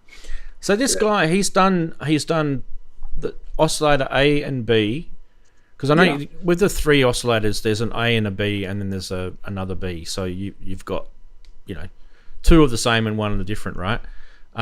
He's done the filter, and then really you don't really need to do the rest of the stuff, because you can recreate that with so many other eurorack modules out there now anyway. So envelope generators and things like that are so easily to recreate with trapezoid, things, as long as it's analog. Make noise math will do that. But I must admit, the original VCS3's filter was quite a grungy kind of filter. Yeah, this sounded grungy. Yeah, this had a distortion. It were very to it. noisy. That created that, whether it was intentional or not. They might not have sounded like that when they were brand new, but after 40 years, they get quite gritty. Well, I was trying to tame it, and I thought it might have been that I was going in too hot with the signal and things like that. But then I started to realize that this is actually how the filter behaves. Yeah, and it comes out quite unstable. Yeah. You can really tame it down if you back off the input gain on it, but it kind of, for this particular his module, at sort of 50% on the input level, it seems to be okay, and anything over that, it seems to really sort of go quite gnarly, which is a cool thing, because you might want that. Well, that's pretty much what it's like on the original unit. Yep. If you push it, it just gets more interesting. Yeah. In respect. It just goes bonkers. Yeah. No, good. And he's done well. Seem very reasonably priced as well. So. Yeah, he's done well. Yeah. And you can get them as kits, Kent. So. I mean, you could almost build yourself a VCS3 with this guy. No, if you're interested in all that sort of, the pin matrix and all that, stuff, that side of it, that's probably where the cost is going to be. But if you just want the sound, you only really need a couple of oscillators in the filter, and you're there. Yeah. Stay within the restrictions if you really want to emulate the workflow. But I mean, the Matrix pinboard was it's the equivalent of patching anyway. So yeah, there's no difference. Yeah, I mean the EGs were kind of cool. The other question they had during the show was, did it have its own LFO, or did they just use the oscillators for the LFO? We used one of the VCOs to be. Yeah, that's what I thought. Cool. Yeah. So really, such a wide range. Unless you wanted to make a replica of the EG, which I don't really see I don't think there's a need to. I think like Make Noise Math will do it just as well. Yeah, no, there's nothing to be gained by replicating the envelope generator at all. Yeah, pretty straightforward. Anyway, I've got a little video coming out with these all plumbed together, and I did a bit of an oxygen sound to it, and you'll hear all that. So cool. And you'll hear some other stuff that's nothing like what you'd expect out of the thing. Cool. And also, like, in those days, sending audio rate modulation into, you know, a VCS3 used to sort of always make my hair stand up. So this just behaved the same, which I really was surprised with. So yeah, it does it so well. Like, if you do stuff like that to digital filters, you can see where they just fall apart. They just literally, like, the processor just goes, too much maths, you know, basically. Whereas this is just so nice. I don't care how crazy it gets. It's just handling it in its way. It's like fractals. It's almost like, you know, analog circuitry is like fractals. You know, it doesn't matter how minute and small things get, it keeps on going. Yeah, It just increases the detail. And, Fibonacci. yeah, it's like Yeah. fractals and stuff. Yeah. Anyway, we should probably part ways. Are you doing a pub or not? No, it's No, Inky Week. Inky weekend. Oh, okay. Yeah, and I don't want to do anything that's going to take away or distract from that. To be honest, Yeah. Yeah, fair enough, matey. Fair enough. yeah, do it next week, sort of thing. All right. Well, enjoy, mate. Enjoy, and everyone else enjoy. Yes. It's 12:36 a.m. here, so probably should Pumpkin time. probably should head off. Mm. Yeah. Can't even see our outside No. clock now. Daren's actually costing himself money right now because he's turned the lights on in his studio. Oh, yeah. You gonna be alright, I've mate? had no choice. It is absolutely lashing it down here. Yeah. It's as Yeah. dark as anything. I was like, It's all quiet and down here. And, You know? but like, It's all gone quiet. Well, that's why they it cancelled must- that game, must mate. be coming up here late. Yeah, Like a nasty storm So- in the northwest. Yeah. Apparently, we've got the dodgy storm until 6 o'clock tomorrow night. Yeah. It's going to be horribly windy and rainy and cold. I'll be thinking about you when it's 36 degrees here tomorrow. Yeah, please do. Oh, shut up. Please do that. Yeah. See? I actually got a bit sunburnt today. That's how Oh, hot it God. was. Ooh, no, that's no good. It was about 34 degrees here yesterday. No, minus. Yeah. Yeah. Minus. Hang on. Turn the CS80 off. Yeah. Yeah. Freeze. Turn the 80 back on. Yeah. All right, lads. We will. Bye, buddy. Good to Part see ways. everybody. Have a good See you week. all. Bye all. Make lots of music. I'll take care.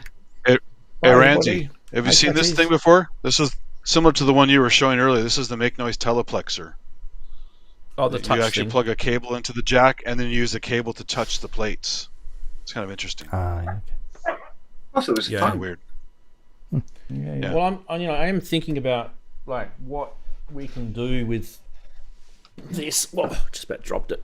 This was the thing we were showing, Kent. I'll show you. I'll just get to the camera. It's just really basic control voltage electronics. So this thing is powered, and then you make contact with this. So it's positive and negative voltage up and down, right? And then you make contact with these things, and it sends that voltage through the cable. So it's a pretty basic system, but quite intuitive. Yeah, you become part of the circuit. Yeah. Yeah. Well, I was thinking about Exactly. putting my tongue on it before, but yeah, wasn't sure. I'm sure it's the first thing I tested too. That's There was- definitely And from the your second OnlyFans thing, no, it's page. not the pub. It's not the pub. There were some other body part suggestions in the Yeah, chat too. exactly. Yeah. Yeah. Yeah, you go. Hello, is the doctor there? Yeah, I got a problem. It well, no, shriveled. can you do that privately? What do you mean I have to clean it before I give it back for repair? Oh. What do you mean it shriveled? No. Oh, whoa. God, I thought I was bad. Yeah. You're hired. All right, so gents, don't play with your elbow skins. All right, on that fantastic note, we shall end the show. Bye, everyone. See you Bye, guys. buddy. Take care. Bye. Look Bye, after- everybody. Take care. Cheers. Bye. Bye.